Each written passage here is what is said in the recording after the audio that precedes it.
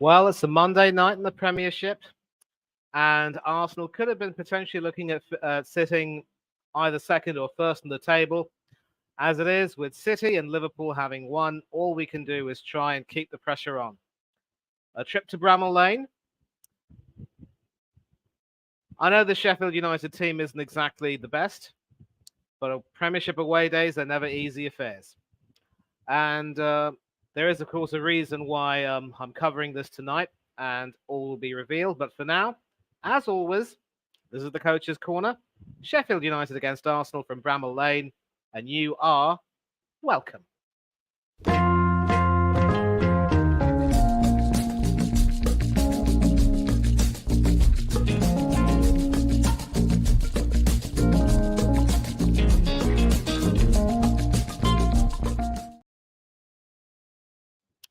Yes, people, and the title says it all. Sheffield United against the might of Arsenal, live from Bramall Lane, Sheffield, in the UK. And if it's a Monday night, it's always going to be a time when people will have had a fairly early dinner, or else they might be sitting in front of the telly with some delightful nosh or what have you. And this is, of course, a game which Arsenal is expected to win, and they have to make sure they win and treat the opposition with respect, but not reverence. And normally, we don't necessarily cover Monday night Premiership games, but there is, of course, a reason why I'm really happy to do this. And of course, with a strong Arsenal connection, I'm going to now start by paying a little tribute to a really close friend of mine, a former fellow YouTuber, who about a year ago, on the 27th of February, and of course, I realize that we're a little bit removed from that, as it were. He passed away after a brave battle, and we're starting by remembering him. Stephen Featley, whose YouTube channels were S Featley TV and S Featley F1. I was a co-host with him, and through him, I got to meet more than a few people, including Oris from Oris Talks Football, and also Hanno, and got introduced to his channel. And obviously, Stephen wasn't the first YouTube personality I had met, but we obviously got to know each other through an episode of Del Boy Gunner TV, one of his call-in shows. Passionate Arsenal fan, at times a little bit cantankerous, ill-tempered, and obviously he said there might have been a few things he would have said where he spoke from the heart and might have offended a few people. But obviously, when you take a look at his life and his particular tribulations and troubles, he was going through battles which none of us can really even contemplate. He had, of course, a terrible condition, which I will, in fact, share with you right now. And it was a condition that caused him to have no less than 6 liver transplants. He even ended up having his mum donate part of her own liver to him. And I will, in fact, share these conditions with you very briefly, courtesy of the Children's Liver Disease Foundation and their official website. This is, of course, the website. Back in the UK, it is a .org page. And this was Stephen's condition right now: biliary atresia.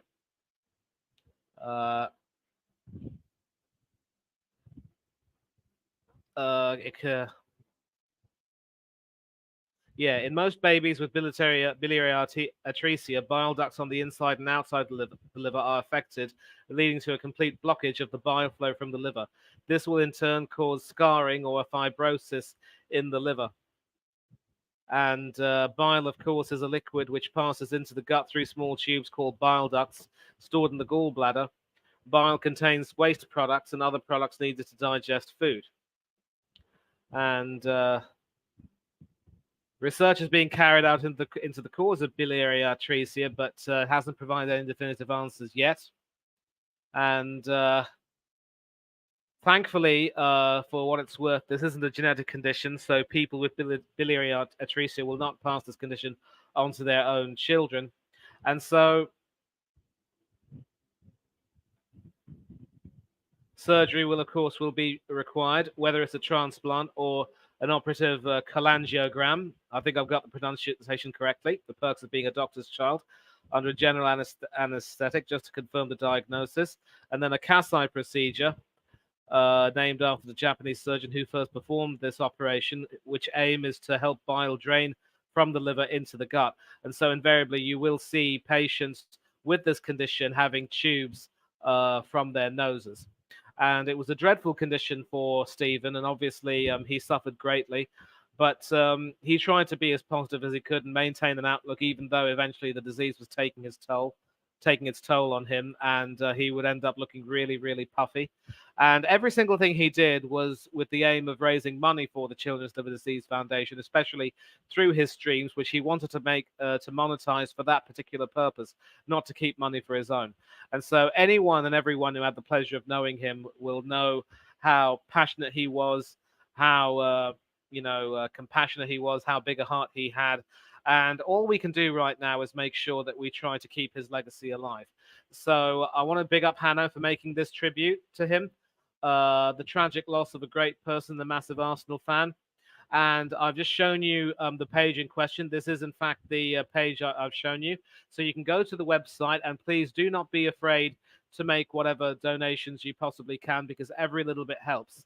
If there's also a Children's Liver Disease Foundation in your own country, from where you might be watching this stream tonight, do please donate, because again, every little bit helps around the world. There may be a lot of people, a lot of children afflicted by this condition, and you never know that the money you donate, the very little that you do donate, could go a long way to potentially saving many, many lives in the future. And I remember having donated quite a bit of money to Stephen for his foundation, and I was proud to have done so. And I will hope to obviously continue doing something for the foundation myself in the near future. So, Stephen, if you're watching this, mate, I hope you're enjoying yourself, brother. Do know that your mum and your sister and all your relatives and loved ones and those who truly adored you really miss you greatly. And in the words of the immortal Vera Lynn, we'll meet again. I don't know where, I don't know when, but I know we'll meet again some sunny day. And hopefully Arsenal will win tonight and go some way to hopefully winning the title. Chelsea fan in the building, big up to you. And we all miss Stephen, miss him a great deal. So pretty much well said, and I'm really glad that I was able to say my piece on him. I will never forget the Christmas card he sent me, going out of his way to wish me cheer, even in his most bleakest of times. And Christmas normally is supposed to be a happy time, but it's kind of hard to be happy when you're in the condition that he was in. But he took his time, and he's left his impact on me, and I will never forget him. So one love to you always. Take care of yourself, brother. And I hope and pray that the Lord will watch over your family members. Now, of course, back to the main course, which is this game, and I will take this opportunity to share the team news. I can tell you that, well, based on the formation that was shown at the time, it looks as though Sheffield United were planning on employing a bit of a Christmas tree formation. It now possibly could start as more of a 4-5-1 with Oliver Norwood and Tom Davies forming a sort of a two-man attacking midfield pivot coming into the middle with Vinicius Souza in the centre and James McAtee and Gustavo Hammer time perhaps, forming that sort of a defensive midfield triplet. And then, of course, we have the former Atletico Madrid goalkeeper Ivo Gobic in goal, ahead of Wes Fotheringham. And the back four of Jayden Bogle, skipper Anel Ahmedicic, Austin Trusty, the former gunner himself, and Jack Robinson, with Oliver McBurney on his own up front. And then George Baldock among the substitutes. Of course, Cameron Archer, the former Aston Villa striker, is injured, and he normally would be a goal threat for the Blaze tonight. So damage limitation might be the order of the day for Sheffield United. As for Arsenal, well, as predicted, well, there is one major change in that Jorginho Frello comes into the midfield with Kai Havertz being played as a false nine. And that means that Leandro Trossard will be on the bench, as will be Emile Smith-Rowe. But another welcome development is that Thomas Partey and Gabriel Jesus are back on the bench as well. Partey making his return to the squad after injury. Nketiah, Cedric Suarez, Fabio Vieira, and Reece Nelson completing the bench. And we're just about watching the teams walking out onto the field at Bramall Lane. So we will, in fact, stop the sharing of the stream and about 4 minutes to kick off. And another reminder from Chelsea fan, please keep hitting that like button. And of course, another reminder of this particular website. Do please donate to the foundation. Find out more about children's liver disease. If you know anyone who's afflicted with this, if you can donate to this organization or any other organization around the world, you could go a long way to saving potentially lives in the future. childliverdisease.org/liver-information-childhood-liver-conditions. And I will again repeatedly mention this during the course of the game. And they are, in fact, playing a Christmas tree formation with Hamer and McAtee supporting Burnley up front, Sheffield United. So 4-3-2-1. The Blades are a go. Well, I never thought I'd see the Christmas tree formation being used in the Premier League, but Chris Wilder is nothing if not a trier. We got Liverpool fan Spencer Stewart in the building. It's Manny, by the way, mate, but don't worry about it. And you're predicting a 4-0 Arsenal victory. I'm gone for 4-1. Sheffield United might sneak a jammy goal. No clean sheet for David Raya, but more often than not, whenever I do predict he doesn't keep a clean sheet, he ends up keeping one anyway. And I'm sure you'll be very pleased with Liverpool's tight 1-0 win over Nottingham Forest. It had to be Darwin Núñez at the end. And a lot of people were saying that Paul Tierney absolutely mucked up big time, and it was a dreadful decision. But in the end, Forest can have no real complaints about the result because they had the opportunity to, make sure they clear their lines and take a point, and they couldn't do that. And there are some people who were saying that had the ball been dropped at the feet of Hudson-Odoi, there was a possibility that maybe it could have led to a Liverpool goal. But again, if ifs and buts were sweets and nuts, we'd all have a happy Christmas.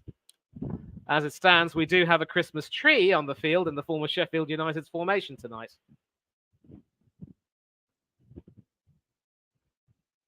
Woo-neezed. I'm not too sure what that means, mate, but maybe you can enlighten me on that. But at the moment, the teams are on the field. Georgie Porgy, as I call him, getting the start tonight. He's also pretty much become Arsenal's de facto vice-captain of sorts, taking the armband from Martin Odegaard whenever he'd get substituted. To me, though, Declan Rice will always be the real Arsenal captain, the real driving force in this team, as it were. And the two managers, of course, staring intently. And we will kick off sometime soon. Players in a huddle. Now, we got 4 people viewing online. Thank you all very much indeed for joining in. Oh, Darwizd. LFC for life. Thank you very much indeed for that clarification, gentlemen. Or if you're a lady, thank you very much indeed, folks. LFC for life. And not too long now before the kickoff, I'm going to make sure that I have the players' names down pat. So Bogle at right back, Robinson at left back, Ahmedicic and Trusty in the centre of the defence, McAtee, Norwood, Vinicius Souza, Davies, Hammer, and McBurney. I think it might be Hamer. I'll have to sort of clarify that. But it is Declan Rice to start proceedings. Arsenal look to be attacking from right to left. Kickoff any minute now. Now, actually, so I stand corrected. They're attacking from left to right. Back pass from Declan Rice to David Raya, and the game is underway. Raya sending it forward, hoping to find a teammate, but the Blades will be happy to let that go behind for a throw. And not too sure who that guy is. It might be... couldn't read that person's number. all these people in the television studios have got the television screens with the players' names on there so they can see who the players are. Martinelli dispossessed, and that was, in fact, Jared Bogle who took the throw in, and Arsenal win it back, trying to start an attack. Saliba to Ben White, or Benny Blanco as I call him. Bukayo Saka. Looks as though Robinson will have a tough time trying to deal with him, as will Tom Davies and Gustavo Hamer from the looks of it. Saliba. Saka, just about controlling that. Getting it back inside to Jorginho, who finds Saka in the penalty area. And off the bar from Saka, but does it go in eventually? No, cleared off the line. I believe that was Gerbic who made the save. And already within 2 minutes, Sheffield United in danger of going 1-0 down. But somehow they live a charmed life. Martinelli up against McAtee. And it's sent into the penalty area, but headed away. Saliba playing a little bit of head tennis there. And it is with Havertz now, who controls it, but not very well. And play will be stopped because there's an Arsenal player down on the field. Looks as though it's the skipper, Martin Odegaard, who might have taken a bit of a knock, but he should be fine to get up later on. But we will take a look at this now. Saka's starting to look a little bit dangerous. Excellent pass inside. Jorginho feeding him beautifully. Back into the penalty area. And it was Saka who ended up sending it towards goal. It wasn't Gerbic who made the save. I stand corrected. It was cleared off the line. And Saka, of course, poking that against the bar. And it was Robinson, the left back, who cleared it off the line.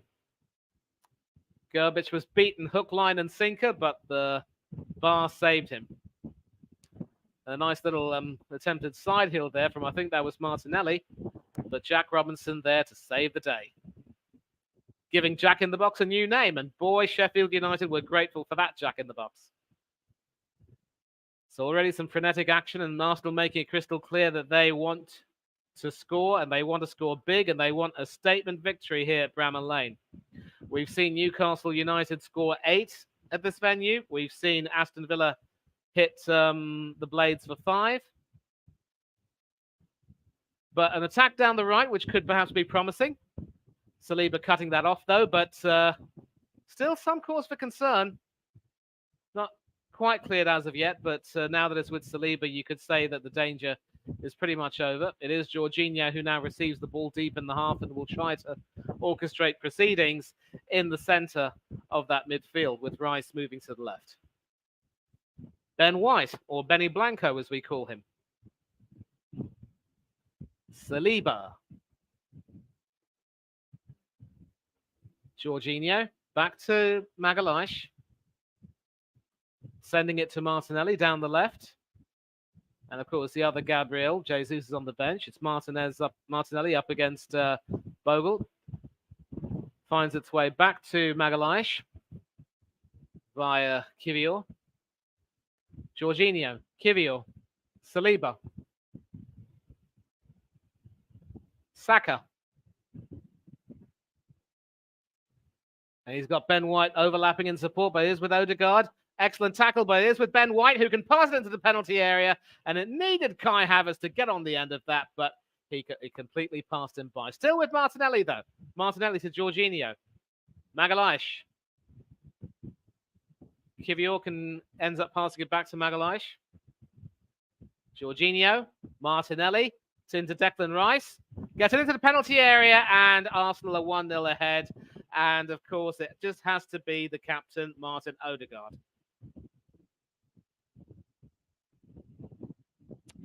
Well, as expected, really. It was really only a case of when, as opposed to if, Arsenal would score. And within barely 5 minutes, it's the captain, Martin Odegaard. So Sheffield United, once again, unable to clear their lines. They've had some warning shots fired at them. Martinelli feeding Declan Rice. Odegaard escaping his marker, and easiest of tap-ins. If only I knew how to say thank you in Norwegian.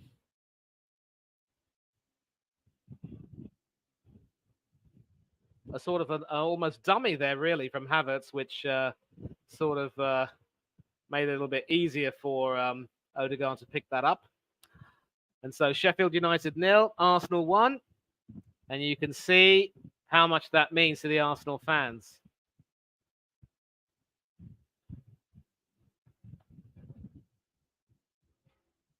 And so the Blades have a lot of work to do. If they're not careful, this could very easily be a cricket score. Foul on Declan Rice, and that will be a free kick. Tom Davies there, the guilty party, with what looks like a bit of a faux hawk, really. Sent it to the penalty area. It's Havertz who eventually gets it. Gerbic thought of coming for that, but ended up going back. And just as well, because Havertz decided that he couldn't really control it very well and brought it back anyway. It is with Jorginho now.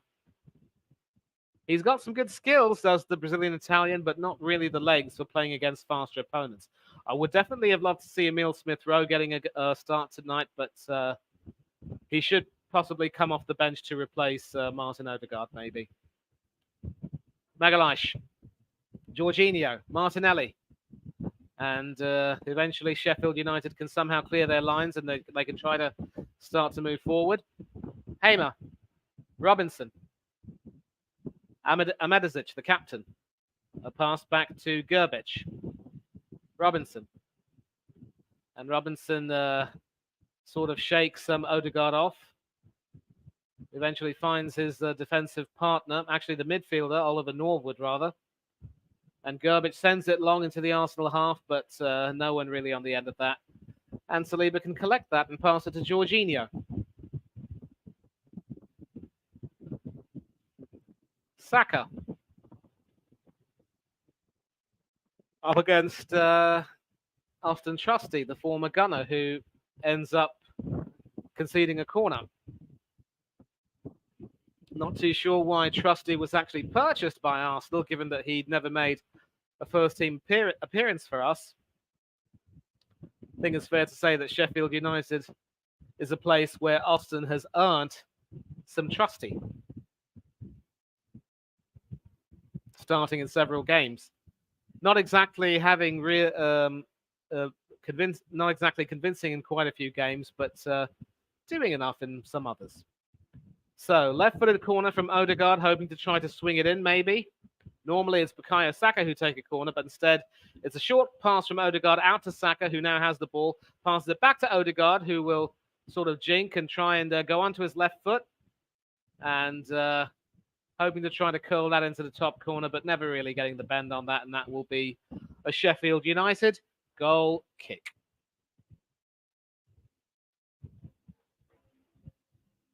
I've got a few more comments coming in. Sheffield United could win, mark my words. I'm sorry, but hold on a minute, please. No, Arsenal will win. Blades are, I wouldn't go that far, but they're not really that very good. And your comment did age well, but listen, to be fair, there are at least 80 minutes left in the game. Mr. B, good to see you. I was on his football stream earlier today. Yeah, that goal was coming, and it was, as I said, it was a matter of when rather than if, really. Whoops. Could be more than the 4 that we said. We'll find out, though. We'll find out, because Arsenal do have had an uncomfortable habit of slacking off last season, but this season they look to be a bit serious. And as always, remember to like the stream and subscribe. Thank you, LFC for life. And a lot of cordialities going on between Chelsea fan and Mr. B. It was a good stream. Went on a little bit long, as he himself would say, but good discussion about a lot of the issues. And Havertz now in the penalty area trying to get it, but Sheffield United eventually clear their lines. Not very successfully, though, because that is an Arsenal throw. Ben White to take it. Hoping to find Odegaard in the penalty area, but doesn't. But it is back with White, who gets it to Saka. Saka tries to pass it back to White, but that pass is intercepted. All the way to David Raya, who has tried to rewrite the meaning of sweeper keeper in a way, and also try and be really good with distribution. But I might be biased. He'll never be quite as good as Emiliano Martinez, who has also become a sweeper keeper of late at Aston Villa. Martinelli in the penalty area. Feeds it to Saka. Excellent defending from Sheffield United. And it's desperate defending, but it is effective. And obviously, McAtee was trying to make something happen, but Magalhaes was in control of the situation. Back to Ben White. Saliba. Magalhaes. Saliba again. Odegaard. Ben White overlapping. Saka more in the middle. Passing it to Jorginho. To Havertz. Kiwior, and not the best of passes from the Polish defender, who's normally a central defender, but being used as a left back. And all because Arteta doesn't like Kieran Tierney. Great defending there, and it's basically the jack in the box once again. Robinson, who is pretty much doing his bit to keep this from being a cricket score.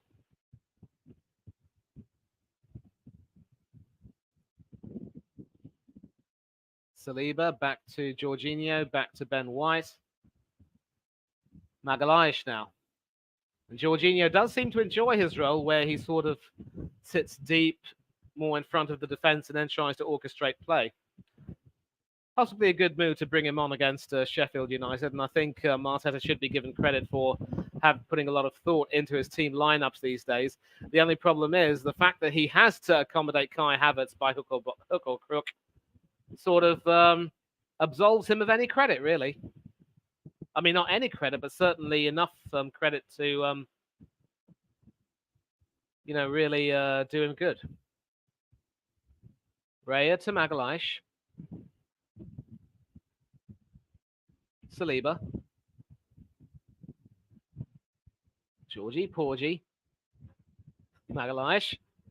Benny Blanco. Nearly 80% of the possession and 5 attempts from Arsenal says it all, really. It's a sea of yellow against red, and Saliba in the penalty area, passing it, and it finds its way into the net, and I think that might be an own goal, and it is. It's going from bad to worse for the Blades.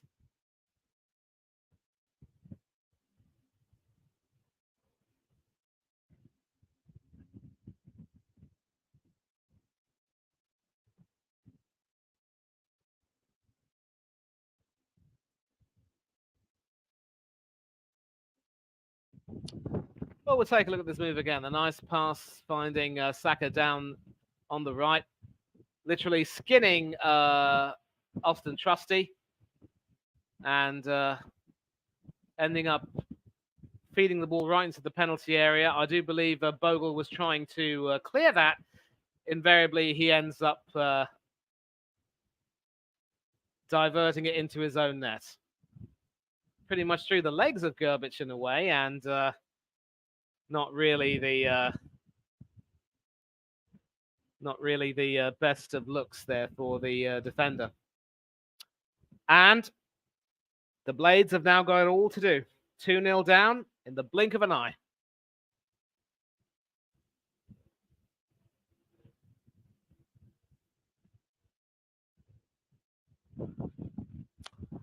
Well, credit to Sheffield United. They have caused Arsenal a few problems defensively, and that wasn't the best clearance from David Raya, but eventually Arsenal do get the ball back.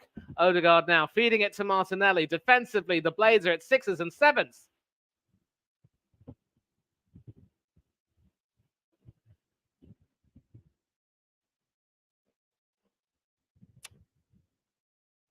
I can't catch a breath, can I?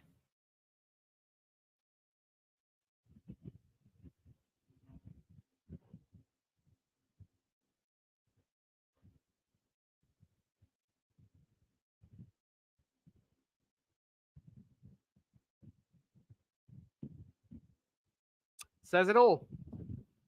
All starting from an Arsenal counter-attack. Saka to Havertz. Finds Odegaard, who finds that pass to Martinelli down the left. So many gaps in the defense, it's scary. And a little one-touch play there between Martinelli and I think that's Kiwior.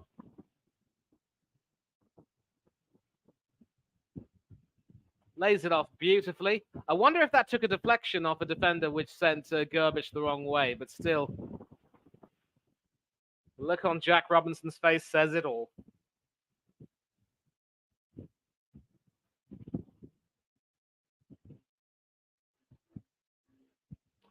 It was an own goal 2-0. Now it's 3-0, Martinelli. And you think it could be 8-0.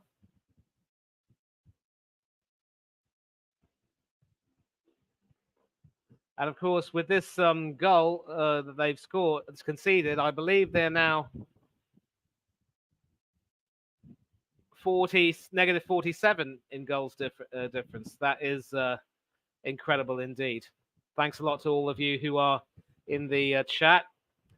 Do you guys have any pride? Sweet, sassy, molassie. Well, I'm not really going to answer that. And already we see a substitution. And it looks as though the experiment with Oliver Norwood has not really done very well. And he comes off after 17 minutes, one more than his shirt number. And it will be the number 23, Ben Osborne, who comes in. And already we're seeing a few Sheffield United fans head for the exits. I think they're pretty much they pretty much know the score, pun intended. And I think the reason why the television screen hasn't quite yet given the name of the goal scorer is because they're checking to see if that might be a possible own goal. I mean, deflections will normally not really count as own goals per se, but it is what it is.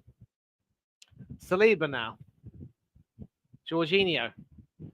Beautiful chip pass. Finds Havertz in the penalty area, but the jack in the box is there to head away the danger just as well. Would have been 4-0 within 18 minutes and definitely game over. Now, of course, there are 72 odd minutes left in this game, but confirmation that Sheffield United's goal difference is now at a very lowly negative 47.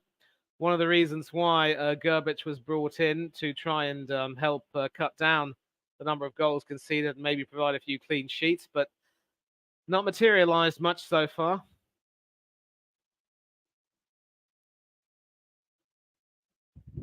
Obviously, Sheffield United trying to move forward and not really allowed to get anywhere. I have heard people say that if Sheffield United were to score against us, it would be disgraceful. At least we could put to bed any fears of this being anything other than an Arsenal win, at least for now. It would take an almighty muck-up for this to go any other way. Kivior with the throw.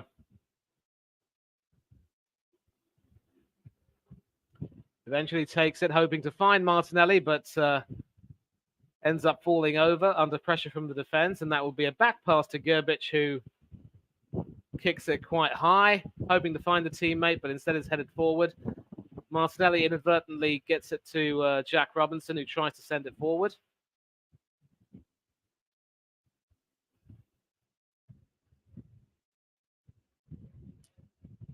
It is back with Robinson, sending it forward, hoping to find... it is with Tom Davies now, who can try and send it forward.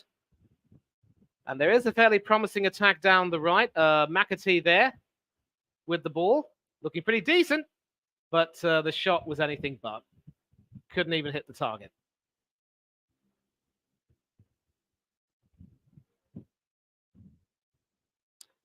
And quite a few people are saying that this would have normally been the type of game last season that would be a banana skin for us, but with Declan Rice on the field, we're certainly a lot stronger mentally. And so if we don't have a massive victory tonight, it will be a shock. Emma Smith on BBC Sport Online feeling a bit of sympathy for Ollie Norwood, who was hooked off. And obviously the back four experiment hasn't worked, so it could very well be a back three, maybe a 3-5-2.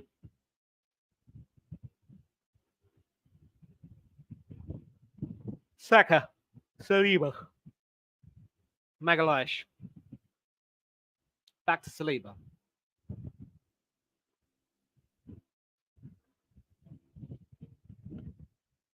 Magalhaes again.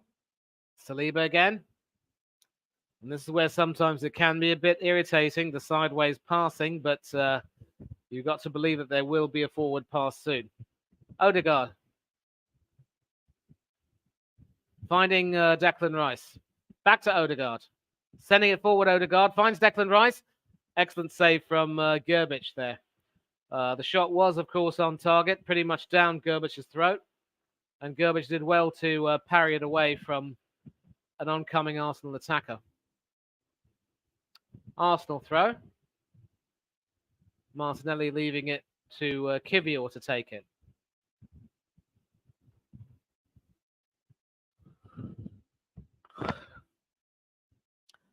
And of course, when Martinelli scored against Leicester last season, he was sweet enough to dedicate that winning goal to Stephen Featley. So I'm sure he might be possibly thinking of him a year on from his passing. Saka. Odegaard. Osborne now assuming his role of being more of someone who can try and stop Saka from gaining any influence down the right. Saliba. Benny Blanco.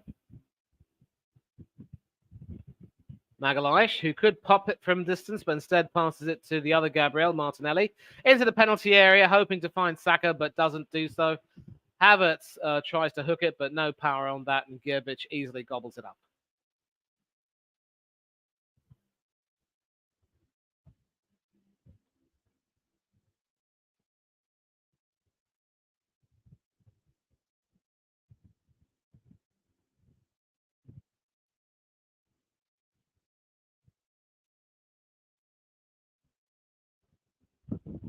Well, Sheffield United have a chance now to try to make something happen. McAtee fouled by Martinelli, and that will be a Sheffield United free kick.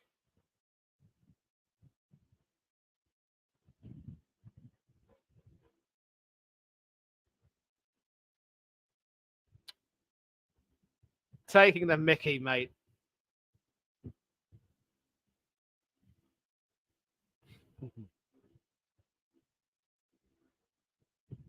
I'm pretty certain you will be. You certainly won't be as bad defensively. The free kick is going to be taken, left-footed into the penalty area, but not really having that much distance to trouble the Arsenal defence. But it is back with Osborne, the substitute. Robertson passes back to Osborne, and what can Osborne do? Obviously trying to flight it forward, but headed safely away by Ben White. But it is back with Sheffield United. Robinson.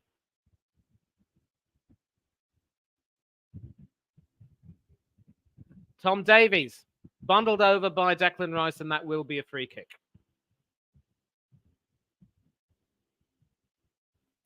Bit harsh that, Spencer. Steps in the building, a training game for Arsenal. A quickly taken free kick, and obviously Vinicius Souza trying to find his defender, but failing, and that will be an Arsenal throw. Gabriel Martinelli now up against Bogle and Amadozic. Amadozic clearing away the danger for now, and it is with McBurney who passes it back.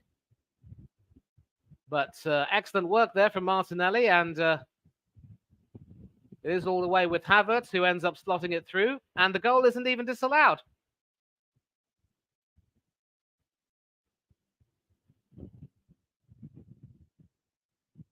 Clearly, Sheffield United are not happy with that. They're still protesting the call, and I think there might be claims of a possible handball or obstruction. I'm not too sure, but we will find out sooner or later enough. For now, though, until and unless anything changes, it is Sheffield United 0, Arsenal 4, and more Sheffield United fans are heading for the exits. Can't really blame them, really.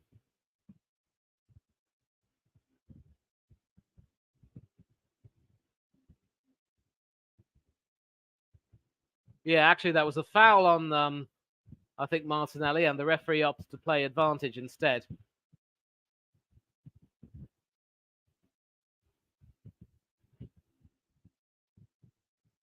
Yeah, pretty poor all around from Sheffield United, really. And Gerbich, you'd think a goalkeeper of his experience would do a little bit better with that, really. Whoops. Much better.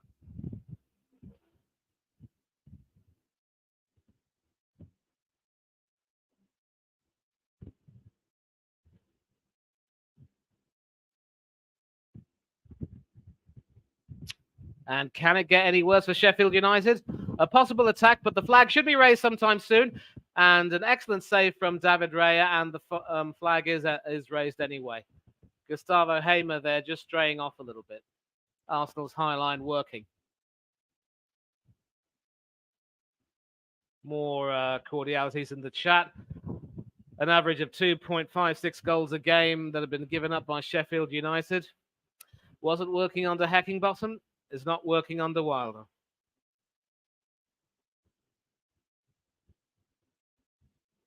Yep.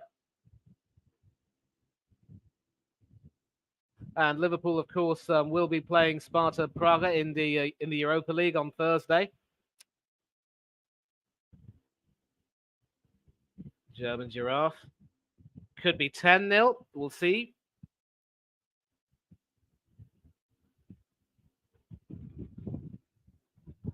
Oh, boy. Don't get me wrong. I'm glad that we're doing a watch-along tonight, and I picked the right occasion. But I think Chris is really going to get really wilder at his players in the dressing room. And we could see every single Sheffield United fan coming out, leaving the stadium faster than you can say Sheffield United's number 19, Jack Robinson. Odegaard. Havertz to Saka, back to Odegaard. Gabriel Magalhaes. Declan Rice. Saliba. Kivior seems to have adapted well to his role as left back, being able to overlap a little bit. Not exactly very, very attacking, but he does do a job. Magalhaes. Kivior. Martinelli. Finds Magalhaes. Saliba. Magalhaes. Rice. Odegaard. Martinelli. Kivior. Odegaard now, who will pass it through to Rice, who passes it back to Kivior. Back with Rice. Odegaard, Martinelli, Declan Rice, Kai Havertz, Saliba. You could say this is a little bit like Arsenal's own version of tiki-taka football right there. Short passes. A meaty challenge there from Bogle. And clearly he's got to be shepherded away there by Vinicius Souza, but that will be a booking for the Sheffield United right back.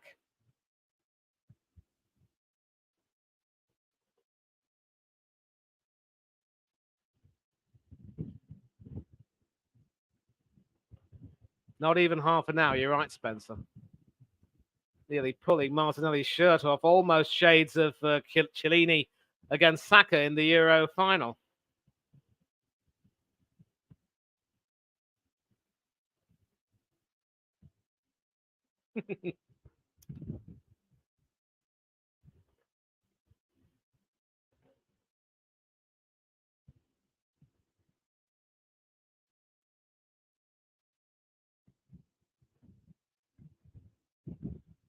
Arsenal free kick to be taken by Declan Rice, who has been the difference maker. And obviously, you know, Liverpool and City have had to really play out of their skins to secure wins that keep them in the top two positions in the league.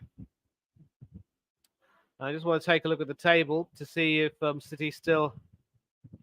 And of course, as it stands, City no longer have their game in hand, having, of course, wasted that in a 1-1 draw at the Etihad against Chelsea.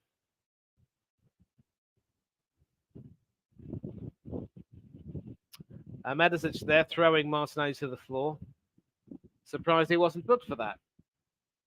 Kiwior, Declan Rice. Kiwior, Magalhaes. Saliba. Ben White, hoping to find Saka, but that was a poor pass, really, from the Arsenal right back. And Sheffield United somehow having to clear their lines with Dan Osborne sending that forward. And a needless push, really, from Saliba to concede a Sheffield United free kick. That really wasn't needed. And I stand corrected. It's not Jared Bogle, it's Jayden Bogle. I keep thinking of Jared Fogle, the disgraced Subway representative. And of course, as things stand, Arsenal's goal difference stands at 43, but they will still end up on third, a point behind City, 2 points behind Liverpool, who will in fact be playing on the 6th of March in what should very well be a title six-pointer. And if they draw and Arsenal win, it could be magnificent. But Arsenal also still have to play City at the Etihad, Spurs at the Tottenham Stadium, Manchester United at Old Trafford, Chelsea and Aston Villa at the Emirates. Not too sure why I'd even include Chelsea in the conversation, except they are looking very resurgent under Mauricio Pochettino.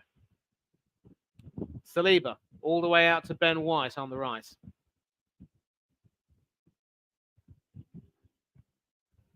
Back with Saliba, back to Ben White, finds Odegaard this time. Saka's now moved a little bit more into the centre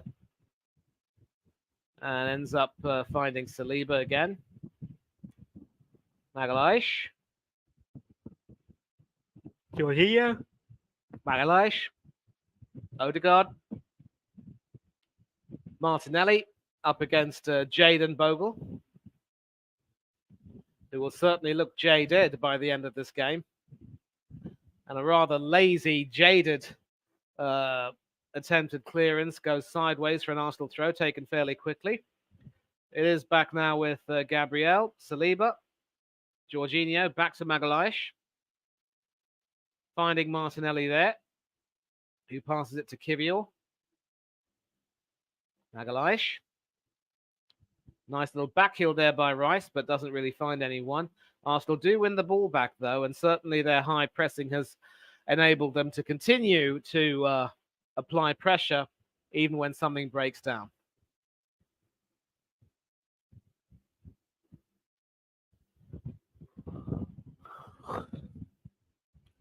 Ben White. Saliba. Magalhaes. Back to Saliba.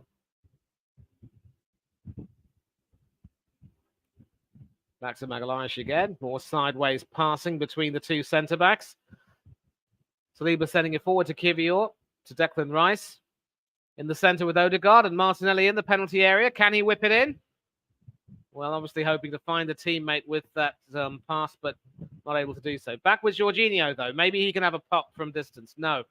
Pass it to Ben White instead. Odegaard. Hoping to cross it in, but again, no one there. But Magalhaes gets it to Kiwior. Martinelli now. Kiwior. Magalhaes. Saliba. Ben White. Sending it forward to Odegaard, who's being kept busy. And thanks to help from Vinicius Jr., Sheffield United win a goal kick. One of the few moments of respite in what has been a very relentless and brutal first half.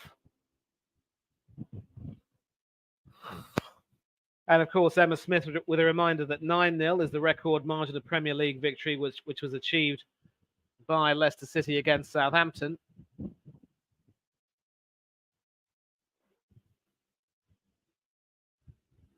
Saka finding Martinelli in the penalty area, but not very well controlled. Passing it out to Odegaard.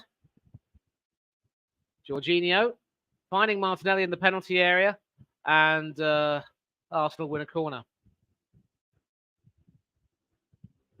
It just doesn't let up.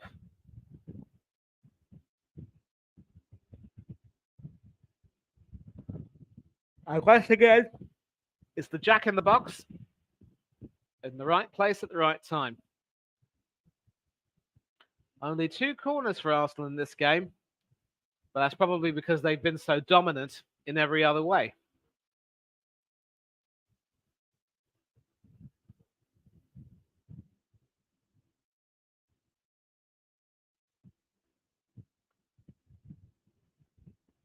Possibly, but the referee waved play on. Looks as though Declan Rice will be taking the corner. There are several people standing there, most notably Gabriel Magalhaes, Kai Havertz, and Jakub Kiwior. It ends up going all the way out to Martin Odegaard, who can try and pop it from distance. Instead, he ends up sending a grubber, really, along the ground, which gets cleared. But Odegaard now with the pass. And some head tennis going on. It's out to Saka. Ben White, unable to find anyone, and Sheffield United can clear their lines. But it is now back with Saka, with Saliba and Gabriel almost into the final third of the field.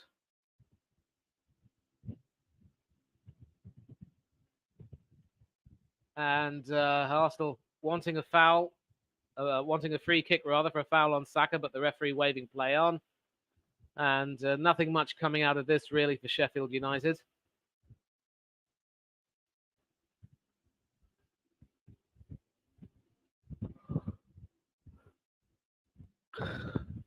Sheffield United, of course, qualifying as runners-up to Burnley in last season's championship, but having the same points total as the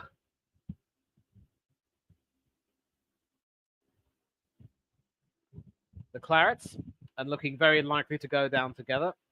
While Luton, of course, who won the playoff final against Coventry City, are showing a lot of spirit and could potentially stay up. Saka receiving that pass from Saliba. Up against Osborne, who harries him very well indeed. It is with Odegaard. Excellent defending there. The danger's still not over because it is with Magalhaes. Martinelli now. Back to Magalhaes. Martin Odegaard.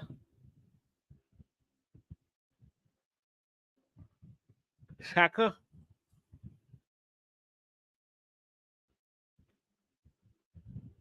Saliba. Magalhaes. If I'm yawning, it's because I am tired, and this is also starting to become a little bit boring. But, it has to be done. Odegaard to Ben White. Back to Odegaard, who's so left-footed, it's scary. Saka now in the penalty area.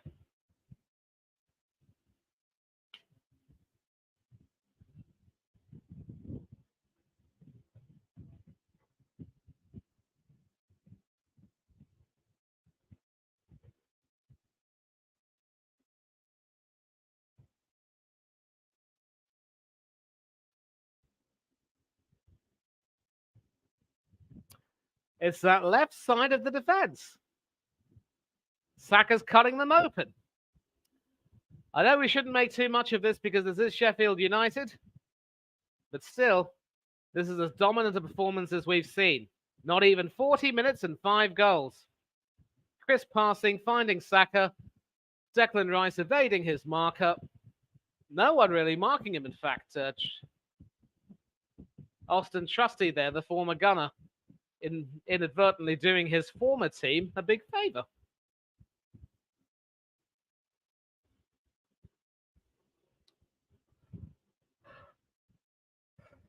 And this time, not even the jack in the box could save Sheffield United. Well, Arsenal were 4-0 up at the London Stadium. They're 5-0 up at Bramall Lane. But they know that when they face City at the Etihad, United at Old Trafford, and Spurs at the Tottenham Stadium, that they will be in for much tougher tests. Some more comments. Let me just take a look.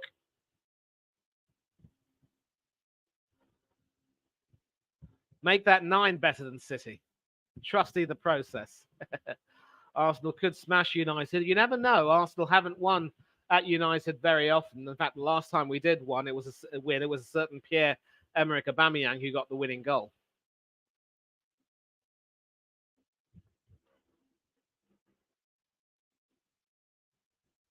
Yep, Newcastle might win that game, but a Sheffield United throw, and that's a rather long throw deep into the Arsenal penalty area. So a chance for Sheffield United to possibly get something, and an attempted backheel there by Robinson. Nice try, Jack, but no cigar for you, mate. 25 goals since January, while Manchester have had United about 37 all year. Not quite Pat, but certainly a nice addition to the Rice clan. And you could say that Rice is far from undercooked tonight. In fact, he's got the ball right now, passing it out to Jorginho. Saliba.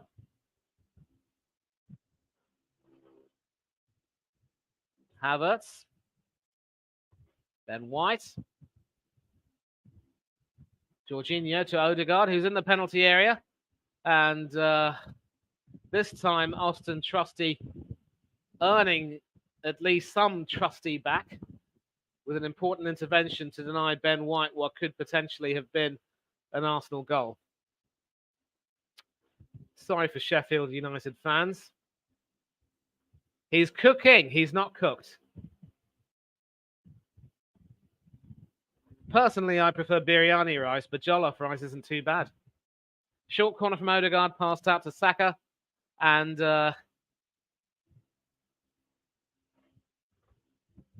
sort of backheeling his way past the defender, but still being given a great deal of trouble. Odegaard is so left-footed, it's scary. And Saka's also left-footed, but that was not a very good left-footed shot. Not quite able to get the bend. All power, and that goes out for a goal kick. Oh, boy, oh, boy, oh, boy. Oh, man.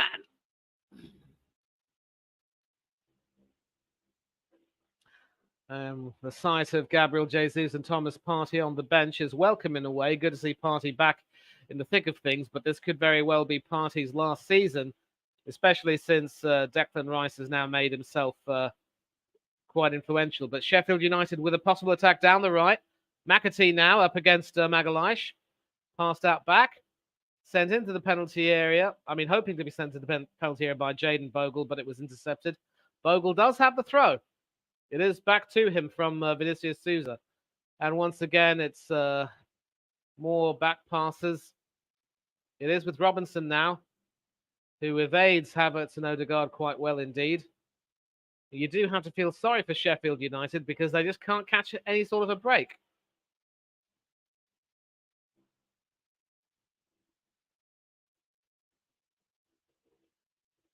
Declan Rice. All the way to Martinelli, who passes it back to Kivior. It is back with Declan Rice. Saliba. Out to Saka. You can see the gaps there on the left. Defensively, the blades are all over the place. And of course, in real life, if the blades are all over the place, you've got to be very, very careful that you pick them up and don't get yourself cut. Good tackle, good interception there from Trusty, rather. And can Sheffield United start something? No. Foul on Ben White, and that will be a free kick to Arsenal. Into the last minute of normal time, with certainly at least 2 or 3 minutes of stoppage time to be added. I think Arsenal are just strolling at this point in time. I'm sure they would love a 6th goal to really wrap up this first half neatly with a ribbon. Will they get it? Magalhaes. Jorginho. Pass sent forward, a little bit away, and Martinelli unable to control that, and that will be a goal kick. And now we are heading into stoppage time. We're going to find out how many minutes will be added. Much better. Then Partey could very well move on, maybe abroad. There is a Partey already, though, on the pitch. definitely for Arsenal, but as far as Sheffield United are concerned, the party has fallen flat. And Spencer saying that Sheffield United could end up conceding exactly 100 goals this year. And confirmed, thank you very much indeed, Mr. B. There will be 5 minutes of time added on. So, how do you solve a problem like Chris Wilder? Chris will certainly be getting very wild in the dressing room at his boys. And certainly his experiment with a back four, the Christmas tree, hasn't worked. So, time to make some changes.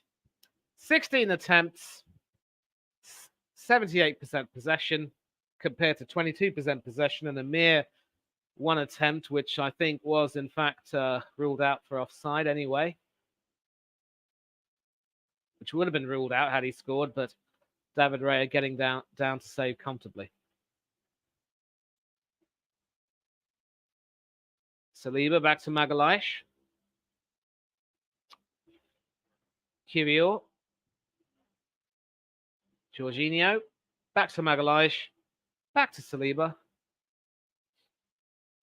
Odegaard. Across the field to Declan Rice. Jorginho. Kirill was in fact trying to overlap. Two Havertz in the penalty area, and they're appealing for a handball that could very well be checked by VAR. But in any case, it was an offside against Kai Havertz, so no penalty because the offside precedes all other decisions. Possibly eclipsing Swindon's goal difference. And yep, the German giraffe heading offside, and I'm not too sure that would have been called a handball anyway. It looks as though it hit the player on his chest. Gene Wilder will be looking for his blanket. Rest in peace, Willy Wonka. Always thinking of you. The man who made us believe in a world of pure imagination.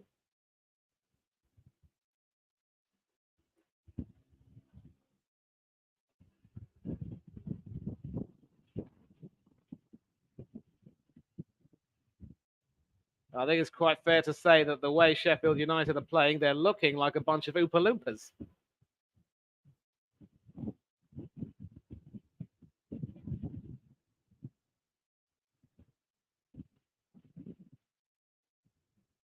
Saliba. Ben White. Back to Saliba. Odegaard. Magalhaes. Declan Rice. Martinelli chopped down, but legally, says the referee, no foul against him. And with about 90 seconds to go, threatening looking pass, but Saliba had that covered. No chance Gustavo Hamer was going to get on the end of that. In any case, the flag was up for an offside.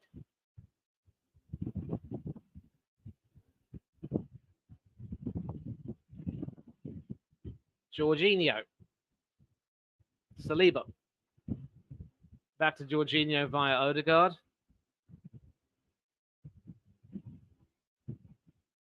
Jorginho to Saliba.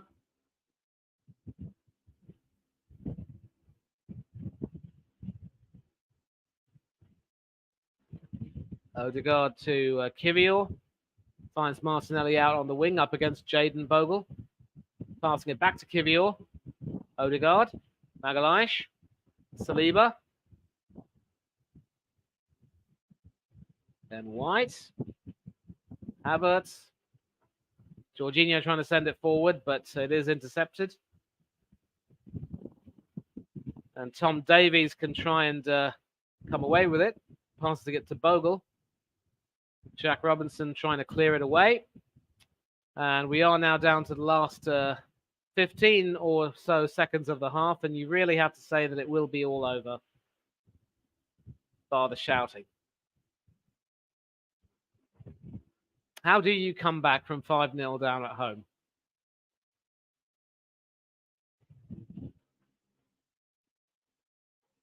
Indeed. And that is, of course, the halftime whistle. And all you can say is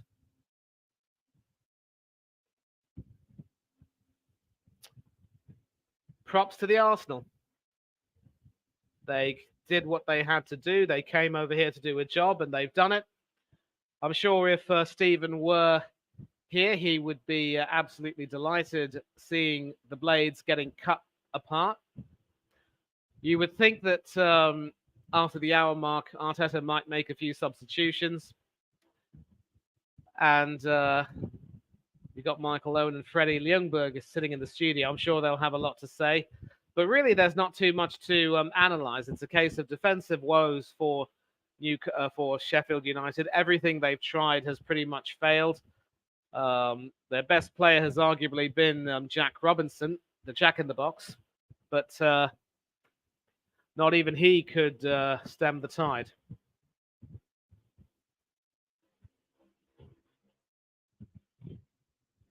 Very true. The blades need sharpening. Oompa, oompa, doopity doo. If you play like this, there is trouble for you. Thank you very much indeed. And someone's going to have to relay that message to Chris Wilder and tell his players that. Yeah. Well, I don't know if I'll be getting someone on at half time, but I will actually have to take a little bit of a 60-second break to get something to eat. Should have had something to eat earlier, but had to, prepare for this. But I will be back in 60 seconds. See you all soon.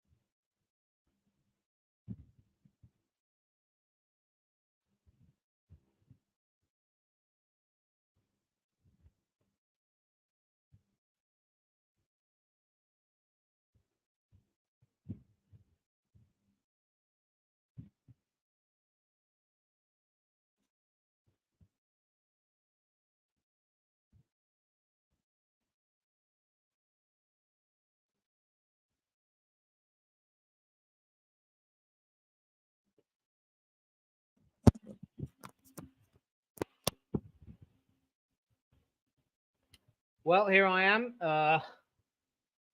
Never really got my chance to have something to eat earlier on in today, but I do have a couple of small sandwiches. And the Blades might need the Wizard of Oz to help them. Well, there is a wizard from Oz who's actually helping Tottenham do quite well this season. See no evil, hear no evil with the late Richard Pryor as well. They formed a pretty good duo there. The blind guy couldn't see the murder. That was Pryor. The deaf guy couldn't hear the murder. That was Wilder. But they're both being framed. Both were framed for it.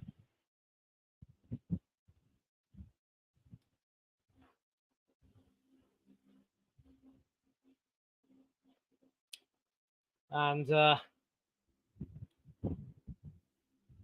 I think it's fair to say, really, that the outcome was more or less as expected.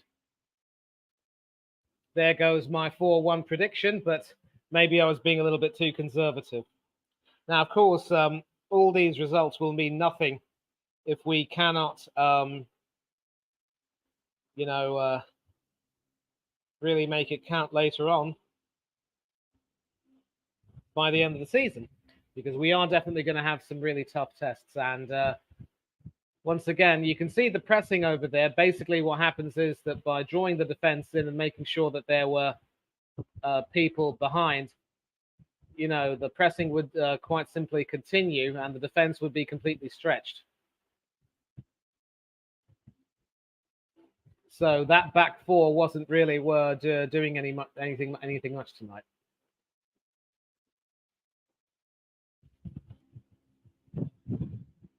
And of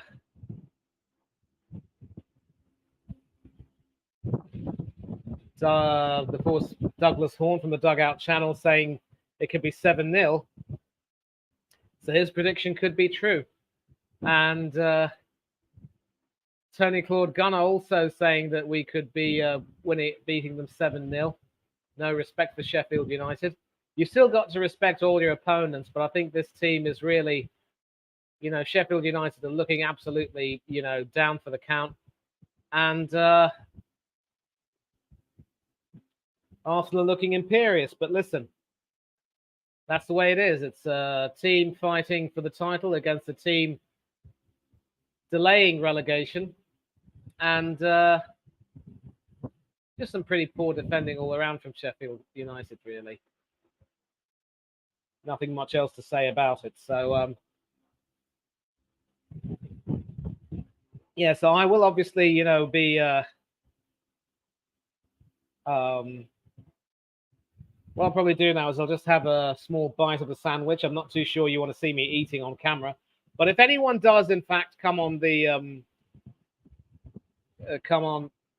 after clicking the link and wants to have a chat, I will make sure I entertain them. So 60 seconds, not even 60.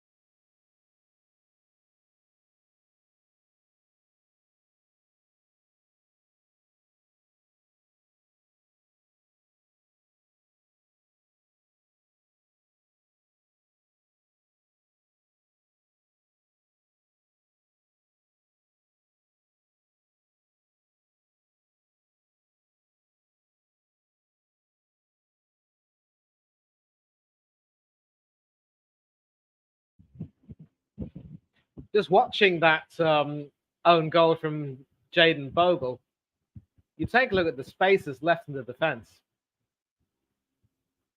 And now we're seeing the third goal, which really came from absolutely nothing.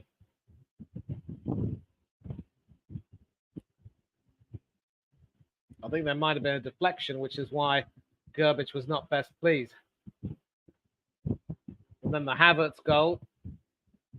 And Maduzic there pulling Martinelli's shirt. Maybe not quite like Chiellini on Saka, but the referee playing the advantage. Havertz going through. 4-0. Good night and thank you. And Declan Rice saying, hey, don't you forget about me. The way Simple Minds sang that in the Breakfast Club. But this will probably be the final break before we head back to Bramall Lane. And I really don't know what Chris Wilder will have said to his players at half time. But whatever it is, it's quite clear that there can really be nothing more than damage limitation right now. So 30 more seconds and I'll be back.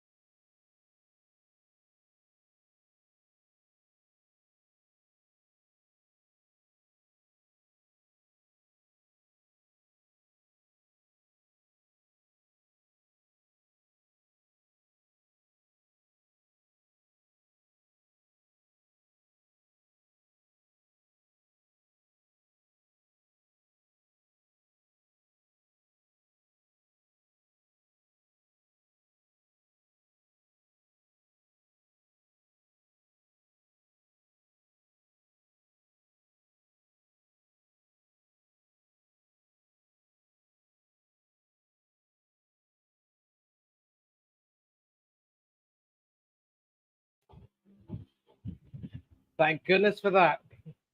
Nothing says comfort food like leftover chicken or meat curry. Excellent with rice or, toast. I remember once going to see my sister and my brother-in-law in the UK and cooking for them. One of the dishes I remember making was a nice pork vindaloo with apple cider vinegar, deglazed with Stella Artois cider. Not too fond of pork these days, but I do enjoy chicken. I do enjoy beef, fish, lamb. I know I'm a bad Hindu. I shouldn't be eating beef, but whatever. And not long now, we've got more substitutions coming in. So I'm going to confirm these substitutions right now. It looks as though Ollie McBurney, who has had no real joy tonight, is coming off, and he will be replaced by the number 32, William Osula, I think, or is that Andre Brooks? I'll find out now.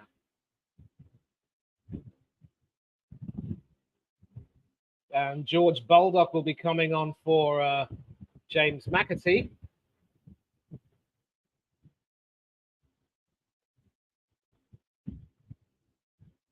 So already we've got a new look, almost new look team with one substitution left over, and we will confirm the substitutions, of course. But Sheffield United get us underway, and we are back. I do not like the way my decoder warns me that it's going into standby mode, but already Sheffield United in the Arsenal penalty area. This could be promising. Georgie Baldock. And Martinelli down on the floor, I think. A shot aimed at the goal, but deflected, and Martinelli is now on the floor. I think he came off the worst in that little exchange between him and the Greek international Baldock there.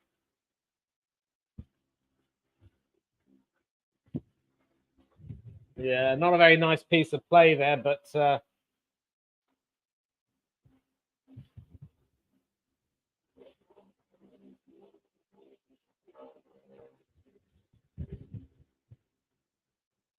George Baldock, of course, English-born, but qualifying for Greece. Yeah, McBurney has been brought off for William Osula. Tom Davies has come off for Andre Brooks. And Georgie Baldock has replaced James McAtee. So not too sure exactly what formation Wilder will try and use. And Arsenal have made a change as well, with Bukayo Saka having come off to be replaced by Fabio Vieira. He came from Portugal to play for Arsenal. Vieira. All right, enough. Stephen did not like me using that chant for him. And thank you, Blades fans. Your support is appreciated and needed, said the stadium announcer, but he sounded rather weary. Seen it all before. Kirill. Magalhaes. Saliba. And Ben White being given some trouble by Hamer, but nothing much of it, really.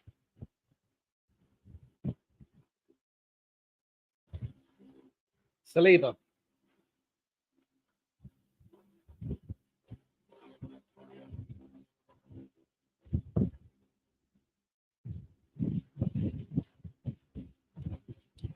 Saliba finding Odegaard. Passes it back to Magalhaes. Kirill.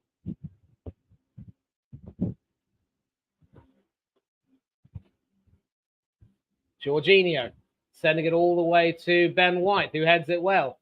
Fabio Vieira trying to get into the game and does, but not quite able to control that, really. And I wonder if the decision to take off Saka will probably lead to Arsenal taking their foot off the accelerator. We don't know. Osula trying to get through, but well intercepted there. And it is back with Osula, who can try and make something of this. He does have, I think, Hamer behind him, but tried to go it alone and ended up running straight into the Arsenal defence like a train, hitting the buffers. Martinelli, of course, up and away, controlling that magnificently. I actually would prefer to see him as a centre forward, but he does have good speed, as the Brazilian, up against Ahmedhodzic, who is able to stop him in his tracks and concede a corner in the process.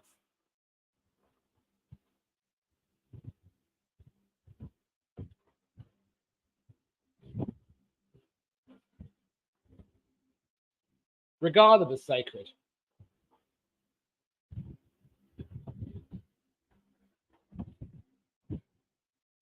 But several Hindus do enjoy beef, and especially for my, gym routine involving heavy weightlifting, I find beef to be very nutritious. A lot of important micronutrients. Declan Rice with the corner, right-footed, swinging in, headed away. And that will be an Arsenal throw. I believe that was Vinicius Souza who headed that away.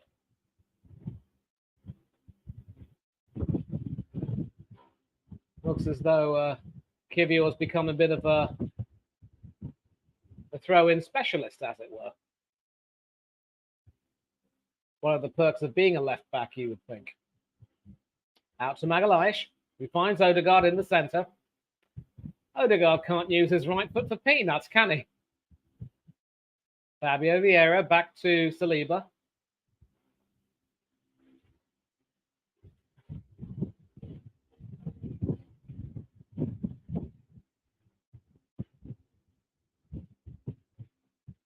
Back to Kivior from Martinelli, but that is intercepted. And Sheffield United still are having trouble trying to get out of their defensive area. And they do, in fact, concede a free kick for a foul on Kai Havertz.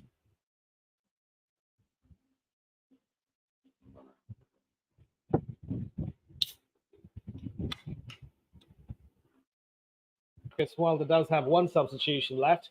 Arteta has 4. And this is an energy drink, non-alcoholic. I do not condone drinking alcohol on live streams.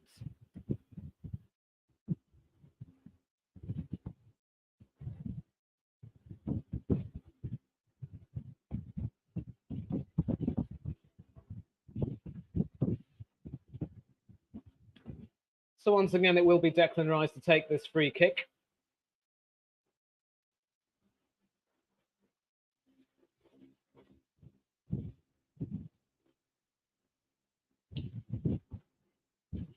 Fairly dangerous area. Whipped in quite beautifully, but nobody on the end of that, and Gerbic gathers it.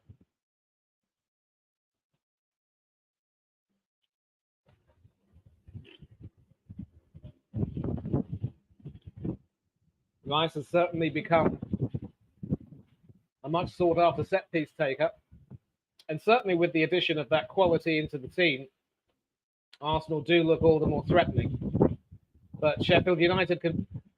Every time Sheffield United get the ball, though, the Arsenal defence's backsword take it off them. And I think it's fair to say it really is boys against men. And now Fabio Vieira is into the game. Running in, running hard in the penalty area. Attempted pass to Martinelli, who I think he wasn't able to sort of control that. Trying to hook it, sort of went past him, really. It is back with Odegaard. And George Baldock there, the Greek international, giving Jack Robinson a bit of a mouthful there. Wonderful pace there, terrific pass, but I think it just went a little bit beyond Martinelli, and he tried to hook it back towards goal and wasn't quite able to. Some controversy about the role that Fabio Vieira actually played when Arsenal played Porto at the Estadio do Dragão that day. Vieira, of course, signed for us from Porto. And Arteta had only made one substitution in that game before Galeno broke our hearts with that stoppage time winner.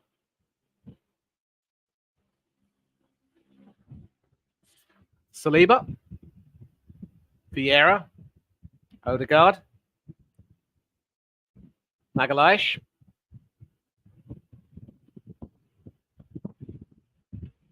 Odegaard. Now with Ben White, with the Hamer giving him all sorts of trouble. Havertz also being attacked, but it does find Odegaard, who will try to cut in on his left foot.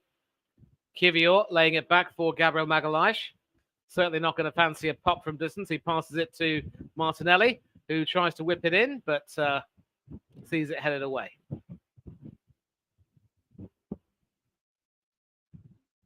Saliba.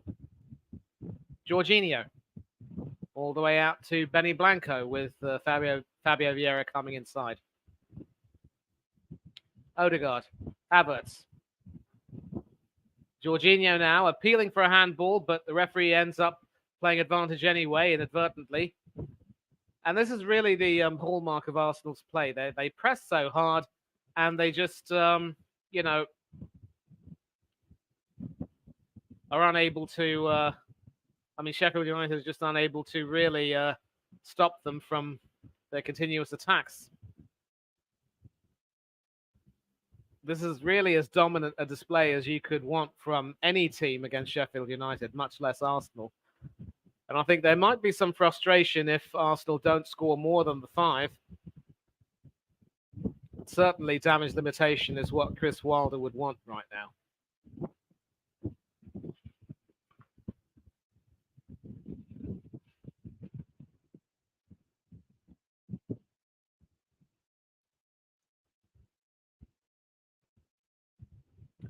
Odegaard. Saliba. Magalhaes. Georgie, Porgy. Trying to send it forward, but the defense pretty much saying no. And that is, in fact, Trusty who tries to head that away. It's all hands to the pump now for Sheffield United. Havertz. Rice. Kiwior. Martinelli. Magalhaes. And a pretty poor ball, a giveaway there from Magalhaes. It was a attempted pass to Jorginho, which was intercepted. But you see how Arsenal come back hard. They're just a lot fitter, sharper, more at the races right now. Jorginho. Saliba. Magalhaes.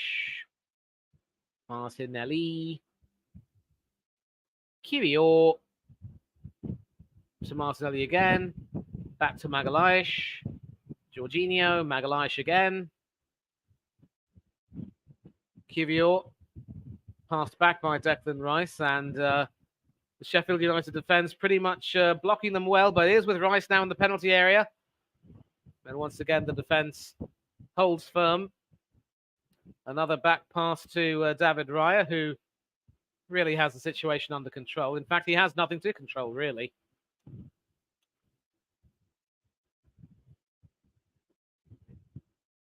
Jorginho. Naby Vieira finds his way back to Jorginho via Odegaard. Jorginho sends it forward, and that is well controlled. Ben White.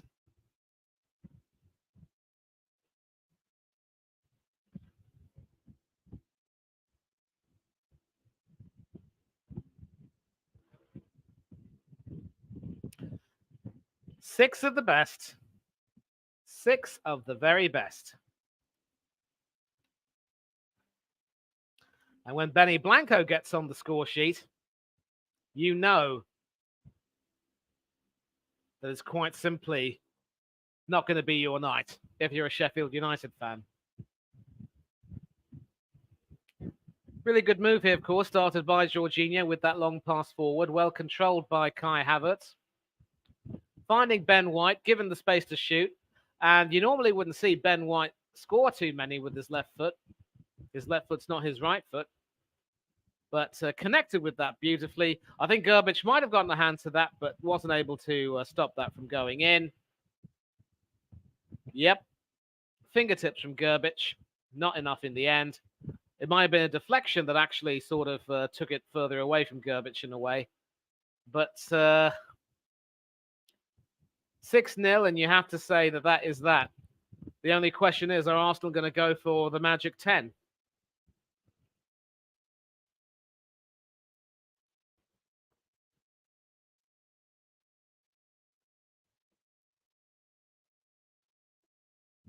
Well, there was certainly nothing shite about that shot. 6-0 Arsenal. And not even on the hour mark.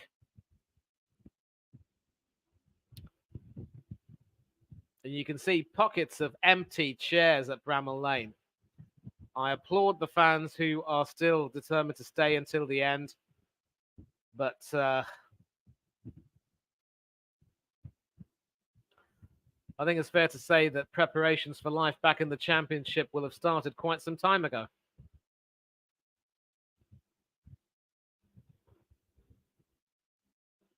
Kiwior.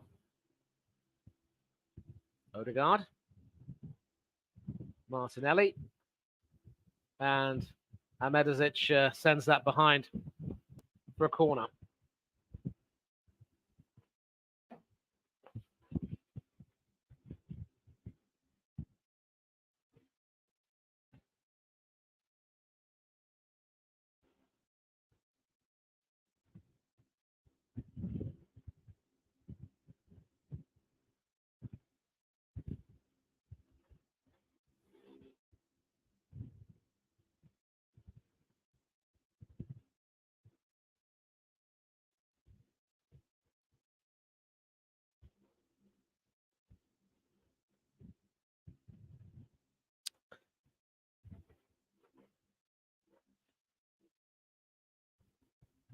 Yeah, nothing much to do about that passage of play.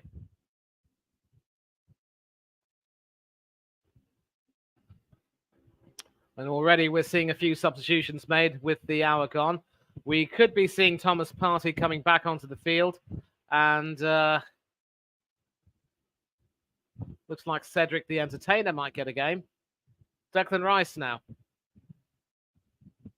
finds its way into the Sheffield penalty area, but cleared. And yet, once again, Sheffield United can't completely clear their lines because there's still trouble. It is Brooks now who is able to get control of that. It is with Vinicius Souza.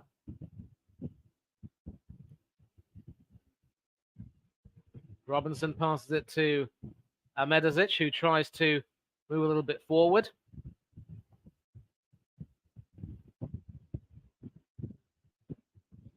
And a wonderful through ball from Bogle there to Baldock in the Arsenal penalty area, but in the end, it was effectively rolled straight at David Raya. Nobody able to come on with that.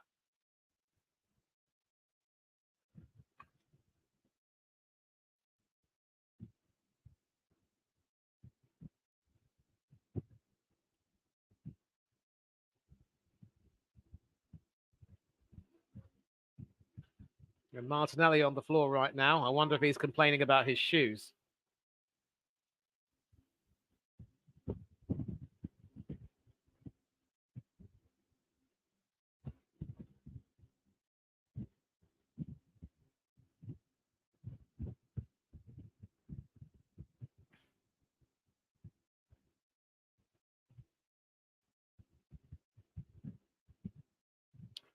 Just seeing the shots of the goals again and again and again.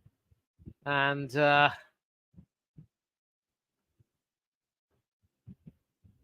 you've got to say that it's really been nothing but a shellacking so far.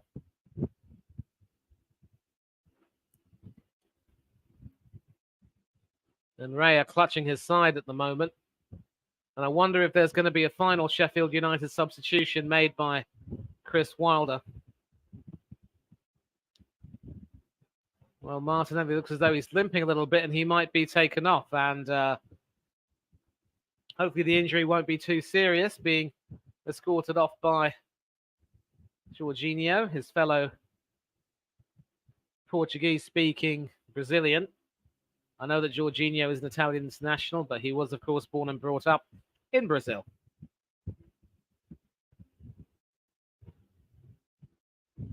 And it is, in fact, the captain, Ahmedhodzic, who goes off to be replaced by the number 24, Oliver Arblaster.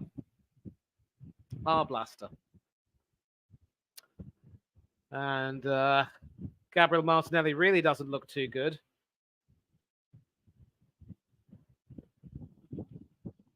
At a treble substitution, we are going to see Gabriel Jesus coming on for the limping Martinelli. Looks as though Ben White might be making way for Cedric Suarez. And Georgie Porgy, who's put in a good shift tonight, will be coming off to give Thomas Partey a much-awaited run-out. A warm welcome back for the popular Ghanaian international.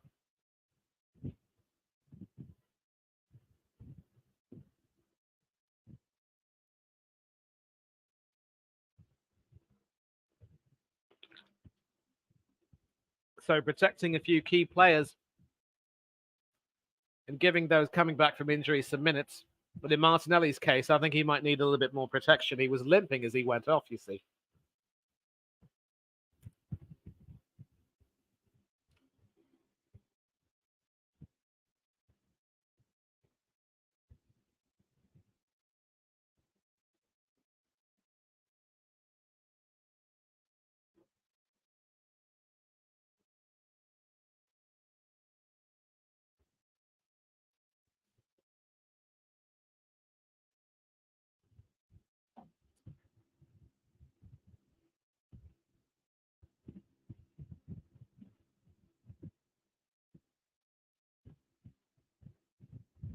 And now Partey gets his first touch of the ball, a back pass to Saliba.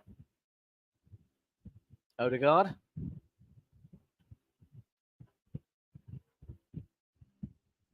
Partey does lend a great deal of solidity and a great deal of composure when he has the ball.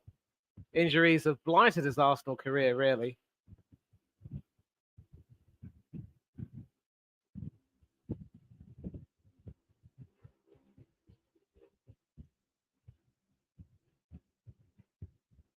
And a poor giveaway there from Partey. Looks as though the lack of minutes is telling right now. Vinicius Souza and Jayden Bogle gets on the end of that, but loses his footing at the wrong moment. And Ray is able to eventually clear that. But now Girbich has to come back to try and claim that rather lazy back header. And eventually Bogle cleans up Jack Robinson's mess and passes it back to the Jack out of the box now for once. Dan Osborne, who came on for Oliver Norwood early in the first half. Back with Osborne. Trusty. Baldock. And confirmation, of course, that if the scoreline stays this way, Arsenal's goal difference will be plus 45, 6 ahead of Liverpool, 10 ahead of Manchester City, and a whopping 23 ahead of Aston Villa, who were 6 points behind them. Aston Villa, of course, beat Arsenal 1-0 at Villa Park and might still have signs on doing the double over them as they try and secure Champions League football in what has been a magnificent season for them. Cedric Suarez to Saliba.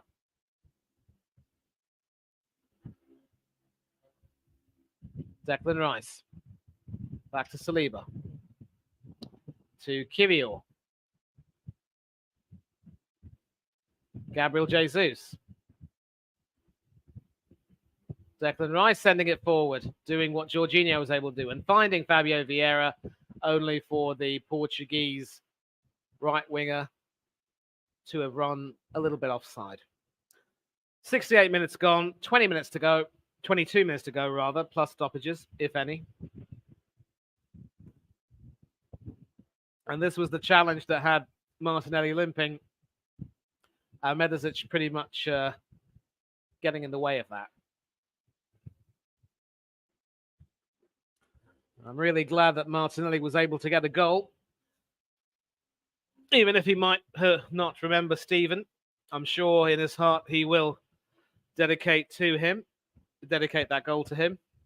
A great performance tonight to remember a wonderful person about a year after his tragic passing. He will have enjoyed watching this, believe you me, but will also know that tougher tests await. Cedric Suarez, Saliba. I should mention, of course, that whenever Stephen did his watch-along, he never added commentary. It was effectively him shouting at the TV like other watch-alongs normally are.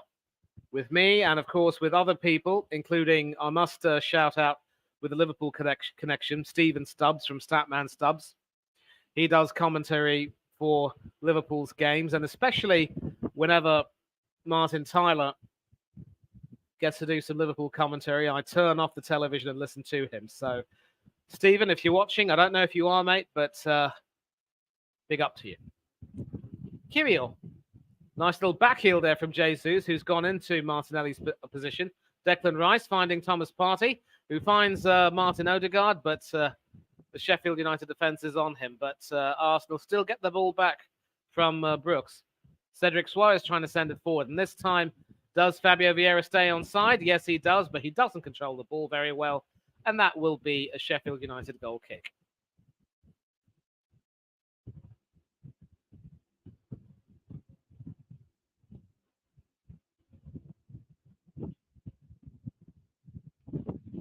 A lot of people do compare Fabio Vieira to Teabag, but to me, he looks a little bit more like Ivan Korshinov from Air Force One. Played by Gary Oldman, of course, in that Harrison Ford starrer. One less threat for Saturday. If you're talking about Martinelli's injury, I'm pretty sure that it might not be serious and maybe he'll come back.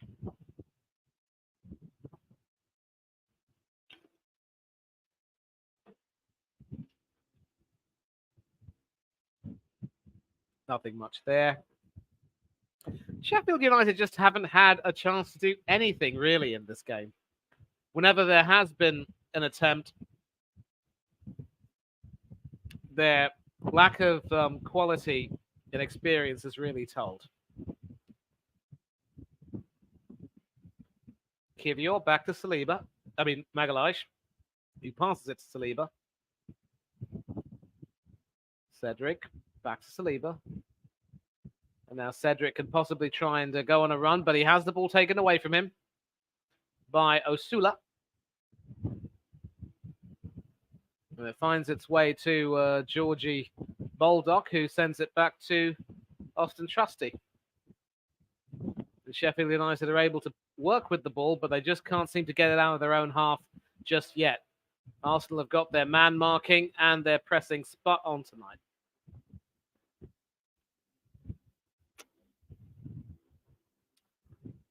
I'm really not in the mood to hear the thoughts of either manager after the game because, it is going to be the most unpredictable stuff. And Arsenal, of course, doing well to win tonight. I say win because with less than 18 minutes plus stoppages to go, you cannot see Sheffield United getting even a single goal, leave alone the 6 that they need. And they've actually done one better than Aston Villa tonight by winning 6-0. Aston Villa only won 5-0. And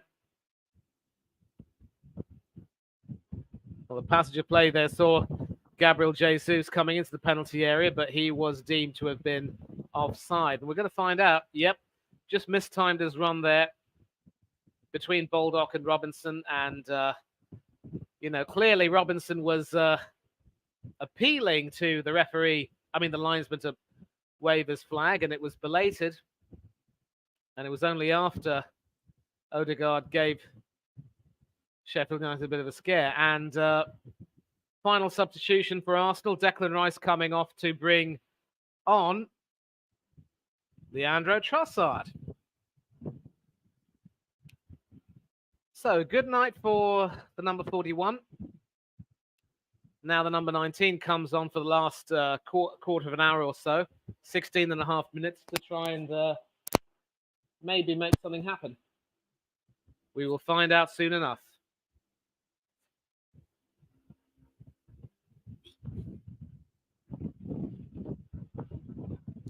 And Raya retrieving that ball in the corner of his penalty area and throwing it out.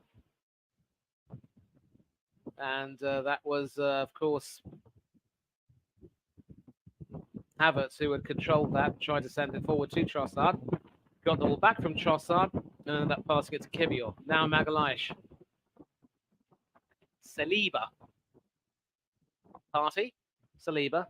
Partey. Saliba. And this time the sequence is broken with a pass out to Fabio Vieira. Now to Partey. Odegaard. And Saliba sending that across to Kivior. Finds Trossard. Partey. Back to Kivior. Sending it forward to Trossard, but it gets intercepted. And it is Jayden Bogle who tries to send it forward, but Kivior intercepts and he's able to bring the ball back. Doesn't pass it back to David Raya. Instead, passes it to William Saliba. The rice has been finished. Now time for some dessert. Maybe a nice slice of kiwi or lime pie.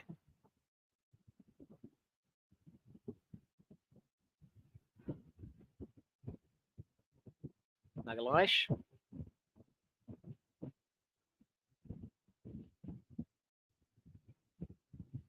Saliba. Odegaard. Partey. Saliba. Back pass to Raya. Always had it under control. Partey, Saliba, and Sheffield United are running at Arsenal right now. I think they want a consolation goal. And they, of course, did in fact have the ball in the net against Aston Villa, but it was ruled out for offside.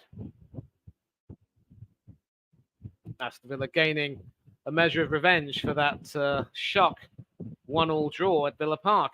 And is Jesus offside? He's in the penalty area. And eventually the linesman hasn't raised his flag for the offside, so Jesus looks to have timed his run to perfection. And we take a look at the replay here. Yep, timed it perfectly. And Arsenal win a corner.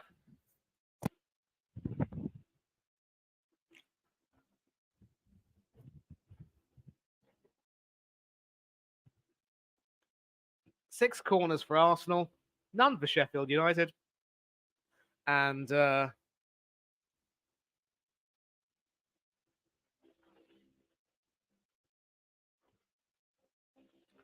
here's Fabio Vieira who will take this.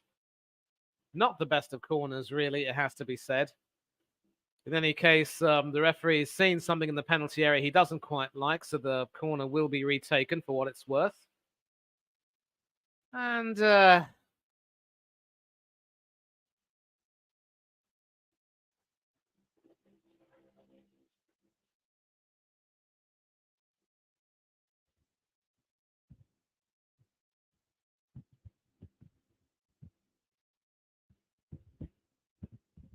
let's see if this corner looks any better. Well, it certainly had a bit more height onto it, but never really found its way past the Sheffield United defence. But it is with Odegaard now, who will send it into the penalty area. And no slice of kiwi or lime pie. The header from Jakub is well wide. Flicked on, but didn't have the direction.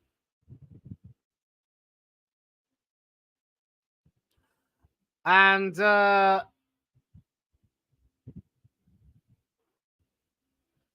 no time for Eddie.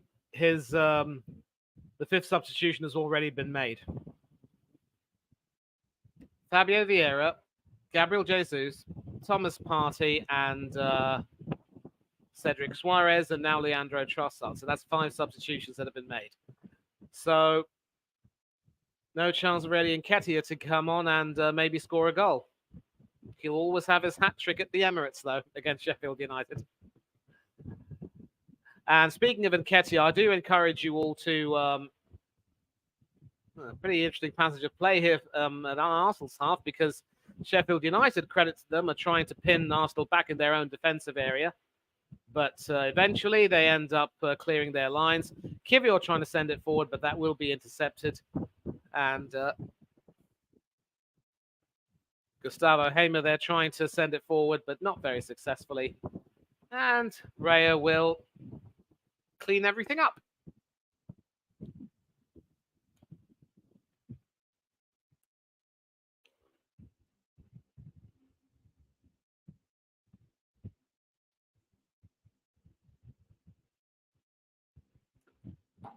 And sent forward, but Jesus unable to get on the end of that. So the return of the Messiah does not yet give us a goal. Bukayo Saka looking on. I think he knows that he's being rested for the bigger tests ahead. And certainly there's not going to be too much of a joyous reaction tonight.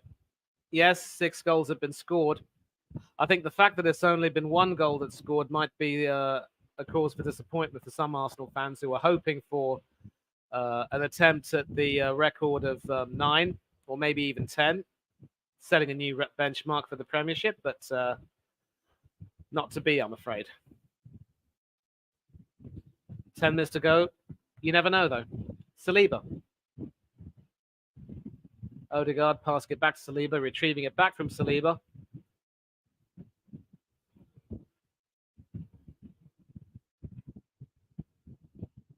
Fabio Vieira. Back to Odegaard, back to Saliba. Back to Magalhaes.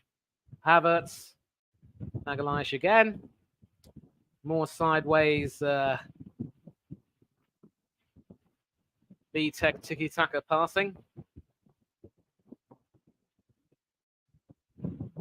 Kiwior, Havertz, and Trossard running in and retrieving that. Passing it all the way across the field to... And it's been intercepted, and Sheffield United do have a chance, but it's 1 against 2. And I'm not too sure that something could come of this, really. And, well, in the end, the shot was taken. Osula there. Partey stretching for that and losing out to Osula, the number 32. And clearly doesn't have his shooting boots on. But incredibly, Sheffield United do have a chance to try and get something. It is back with them. Hamer sending it into the penalty area, but no, headed away. And Arsenal can now come away. It is Jesus. He's got Odegaard with him. But the Sheffield United defence is back. However, Havertz has the ball. Passes it to Jesus. Jesus wants a goal. And Gerbic says, not tonight. Excellent save. It is, however, it did go out of play, so it will be an Arsenal corner. And it looks as though Trusty is on the floor, clutching his side. I think he came off second best in that little leap with Gabriel Jesus there. And Havertz coming in to relieve him, passing it to Jesus, bending it beautifully, but not quite having the height to trouble Ivo Gerbic in goal. And the ball did, in fact, go out of play, and that will be Arsenal's 7th corner of the evening. Now it looks as though Chelsea fan will be leaving the building. Take care of yourself, mate. See you soon.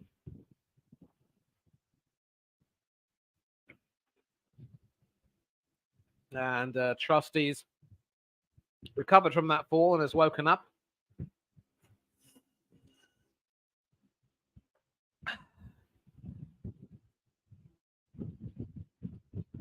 We're going to find out what comes of this corner. Certainly the type of corner that Bukayo Saka would like to take, but Saka's off the field, so it's his replacement, Fabio Vieira, who takes it. And we'll see if he can lend some height to this particular corner. Well, that looks a lot better. Certainly found the head of Kiwior, but also found the head of a Sheffield United defender.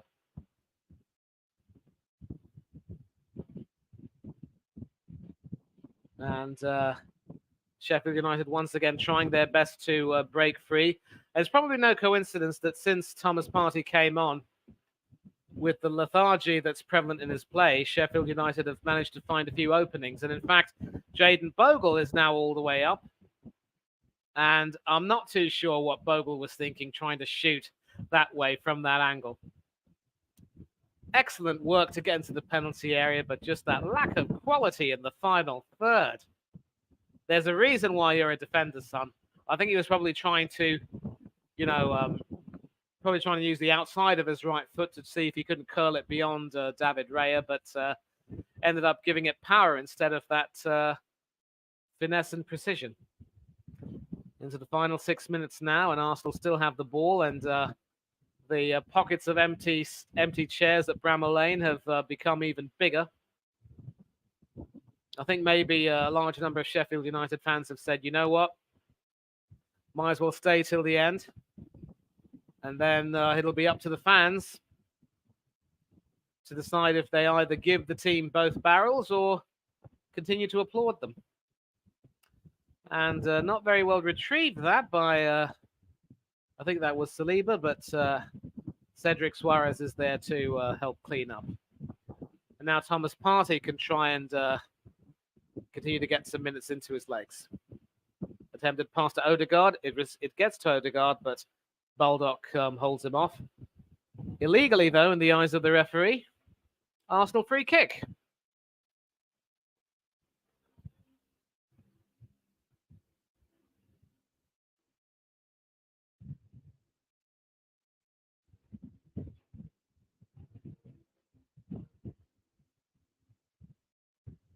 And there was, in fact, a chant of Sheffield United from the home fans. And it was applauded by a section of the Arsenal support.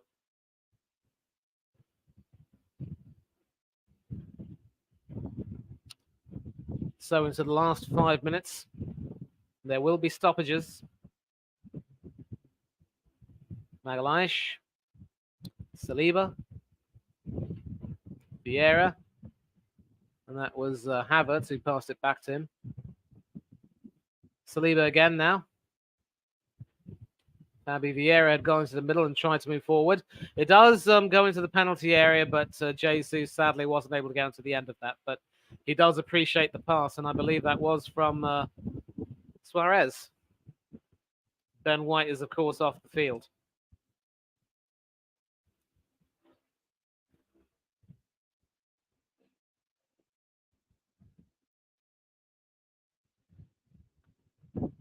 And Emma Smith confirming that Sheffield United had done some excellent work getting into the penalty, getting into the half and taking shots, but both of those shots going wide. Now, once again, Arsenal find their way into the penalty area. Jesus out to Havertz. I mean, not Havertz, Vieira rather. Kirior, Trossard into the penalty area, but nobody really on the end of that. But certainly an attempt by Vieira to try and jump and head the ball to no real avail. It is with Cedric, though. Brooks was trying to put the pressure on him, couldn't quite do so.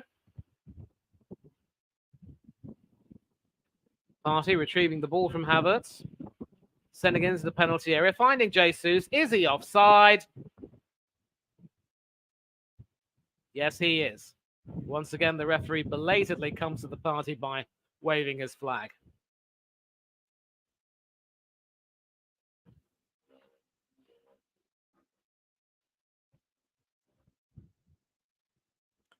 You can see how desperate Gabriel Jesus is to try and get a goal in this game. And it just hasn't worked out for him so far, but he will certainly get a few more minutes. It certainly can't be that Havertz continues to play as a false nine, notwithstanding the fact that he scored tonight.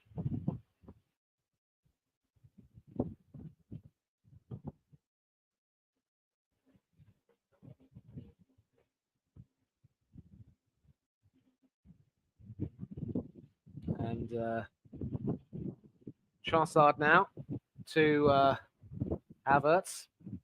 Partey. And it looks as though... Never mind. Gabriel Jesus, who's all over the field, really, trying to make himself available for help in any way he possibly can. He wants a goal. I don't know if he'll get it, though, with about 90 seconds to go, plus stoppages.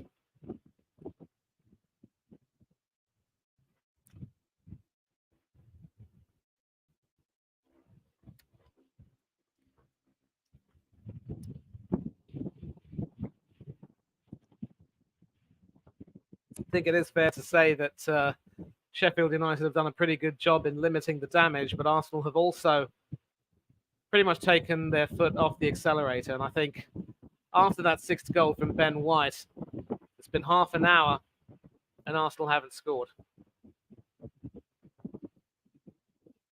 So no appearances for Eddie, no minutes for Eddie Nketiah, no minutes for Emile Smith-Rowe, certainly none for Aaron Ramsdale, among others. Reece Nelson doesn't get call.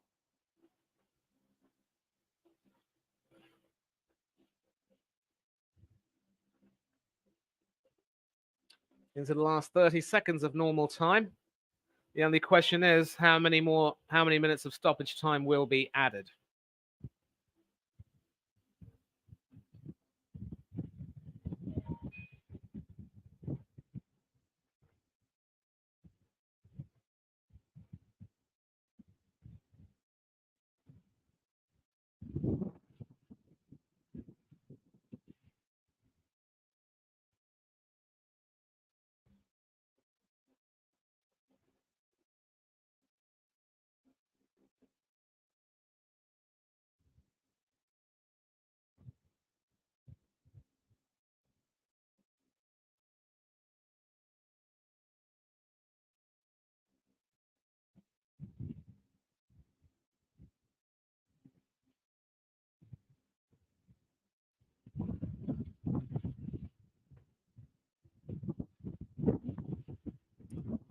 And we are into the first of 5 minutes of time added on.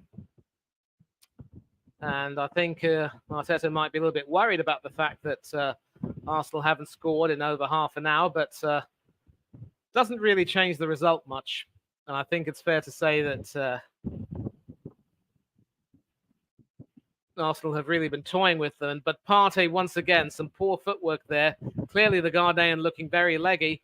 And I'm not too sure if conceding a consolation goal to Sheffield United will be very high on the agenda. But Sheffield United's lack of quality in the final third has ensured that that is very unlikely to happen. Partey. Havertz. Back to Partey, who needs to sort of ease himself back into the game a little bit. He's looked a little bit off the pace, but that's what injuries can do to you. It was the right game to bring him on, really, the right time to bring him on.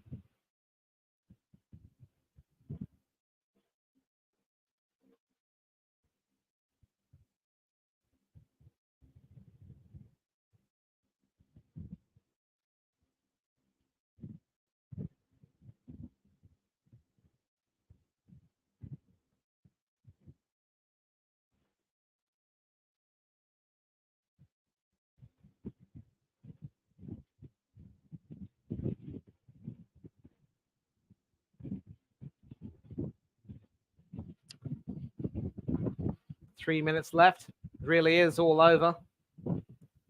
And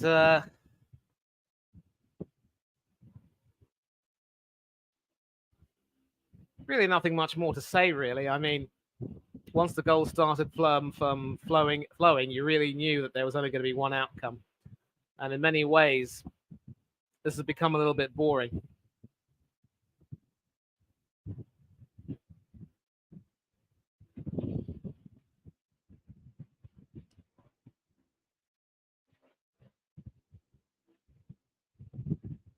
And Sheffield United once again trying to release the ball. Still being camped in their own half. They've been dominated the whole game, really, and there's really nothing much more you can say about it. And I think Jesus is still desperate for that goal of his. Arsenal would like a seventh. Partey, Odegaard. Now even Partey trying to get in on the act, but not quite able to get onto that.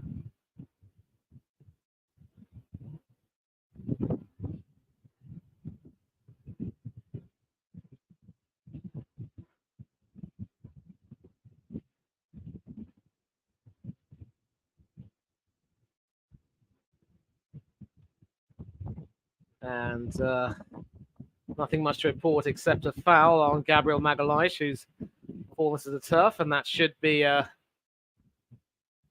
Arsenal free kick. William Osula there, being rather foolish, really, putting his hand on Magalhaes' face. It's just naivety more than anything else, really.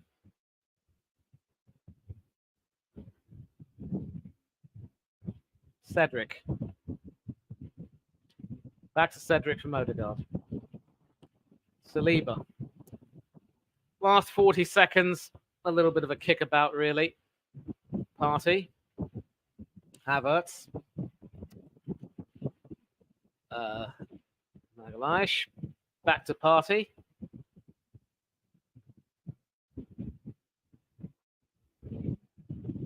Magalhaes. Saliba. Cedric, back to Saliba. Magalhaes. Saliba again. Partey again. And just passing amongst themselves, really. Into the last few seconds. It won't be long before the referee blows his whistle. But there is a forward pass, Havertz. And that is, of course, cut away. And that is it, people. That is it.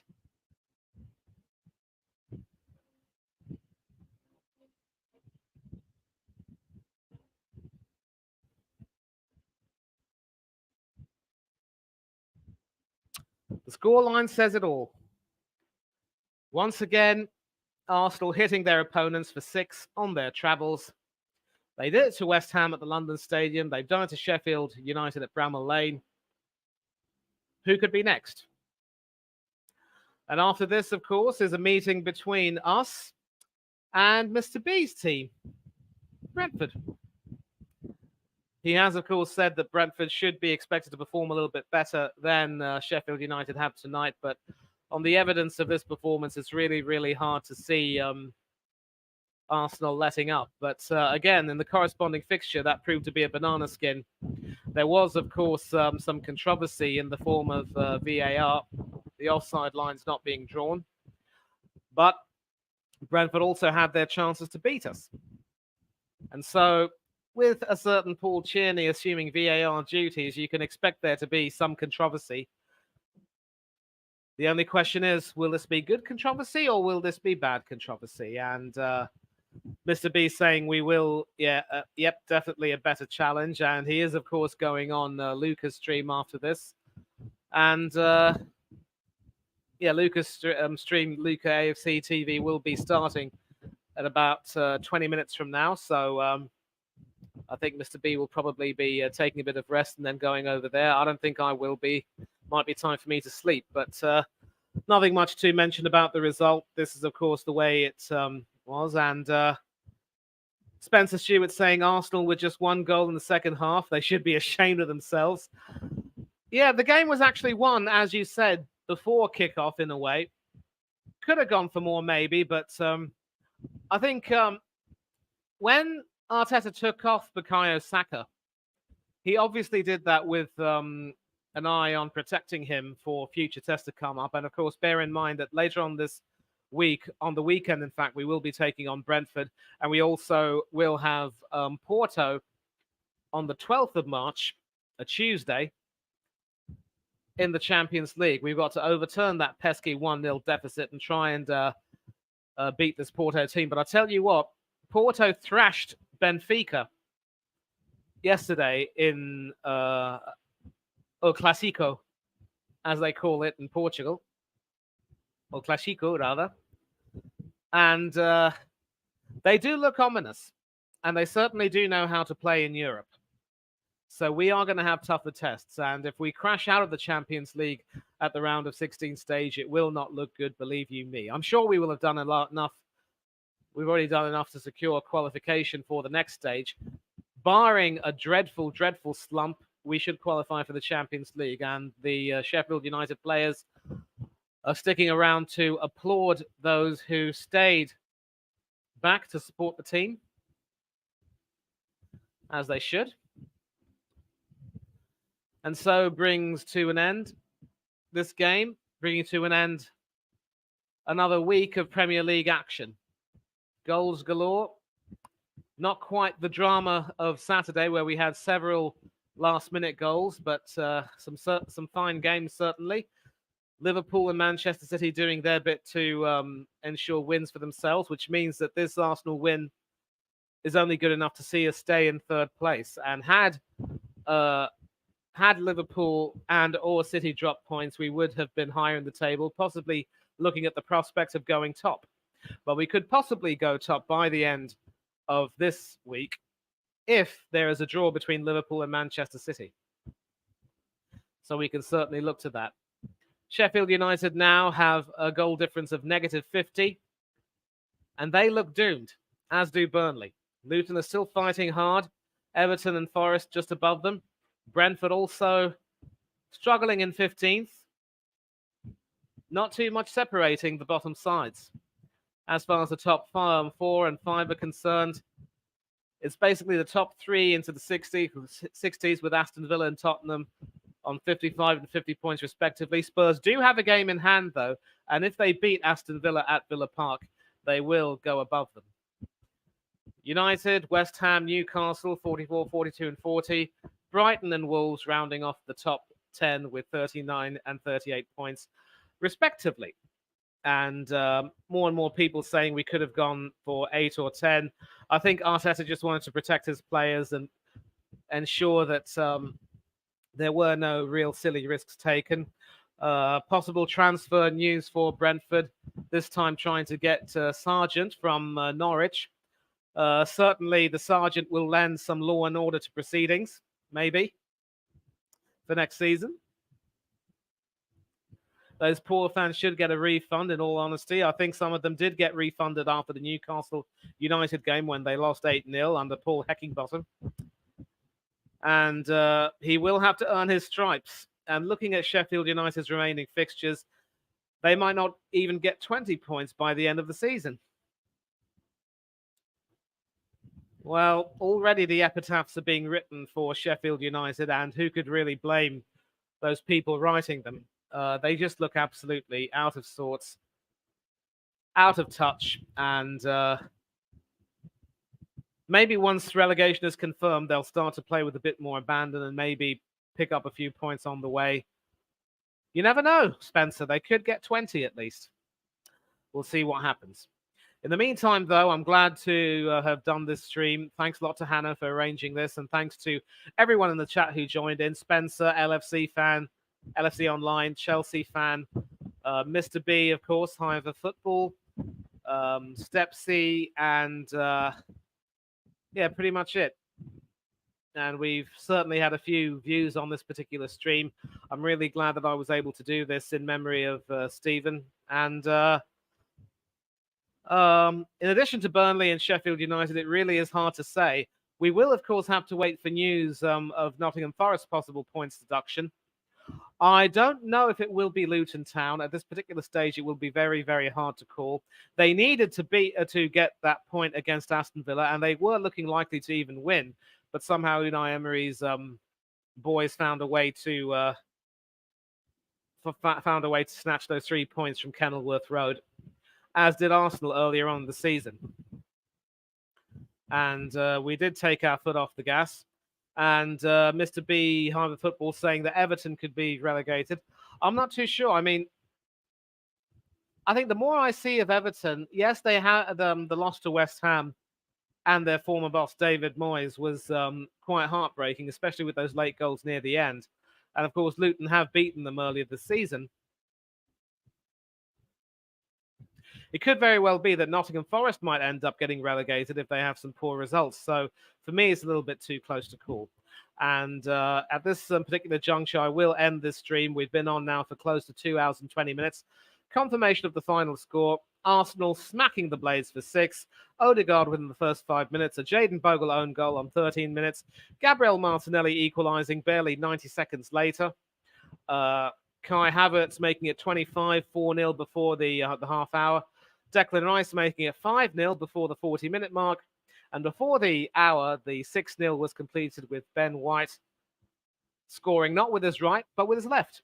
And then afterwards, it was a case of Arsenal taking their foot off the accelerator and Sheffield United trying to get something for themselves, but not really being able to. A formality, really. But the big headline, of course, I'm glad to have done this stream and brought you this match in memory of Stephen Featley, who passed away at the age of 28 about a year ago. And I hope he will have enjoyed watching this from wherever he is. And I do hope that Arsenal will go on to win the league in his memory, and he will definitely be first in my thoughts when and if that happens. And a final reminder, do please donate to the Children's Liver Disease Foundation in the UK. If there are other similar foundations wherever you live in the world, please donate to them. You do not know that maybe it could be a case of you potentially saving lives in the near future. And more predictions, Luton to go to Arsenal, Spurs to City in the span of 4 games. If they don't get 4 to 6 points in those next few weeks, they could be in real danger. But take care, says Spencer. Take care to you too, mate. And technically it was we didn't let them score. So maybe in effect it was a whitewash. But once again, the final reminder, do please donate to this foundation in memory of Stephen Featley. Several children are suffering from various liver-related ailments. Your funding could help aid the research into finding a potential cure for this horrible disease, which is taking so many lives across the UK and around the world every single year. Once again, big up to Stephen. Love to you, brother, as always. And I hope that your mum and sister and your loved ones and near and dear ones will be comforted knowing that you are still remembered and loved by everyone. And of course, final confirmation of the scoreline 6-0 to the Arsenal. And I will, in fact, end this stream by saying thank you once again to all of you who joined.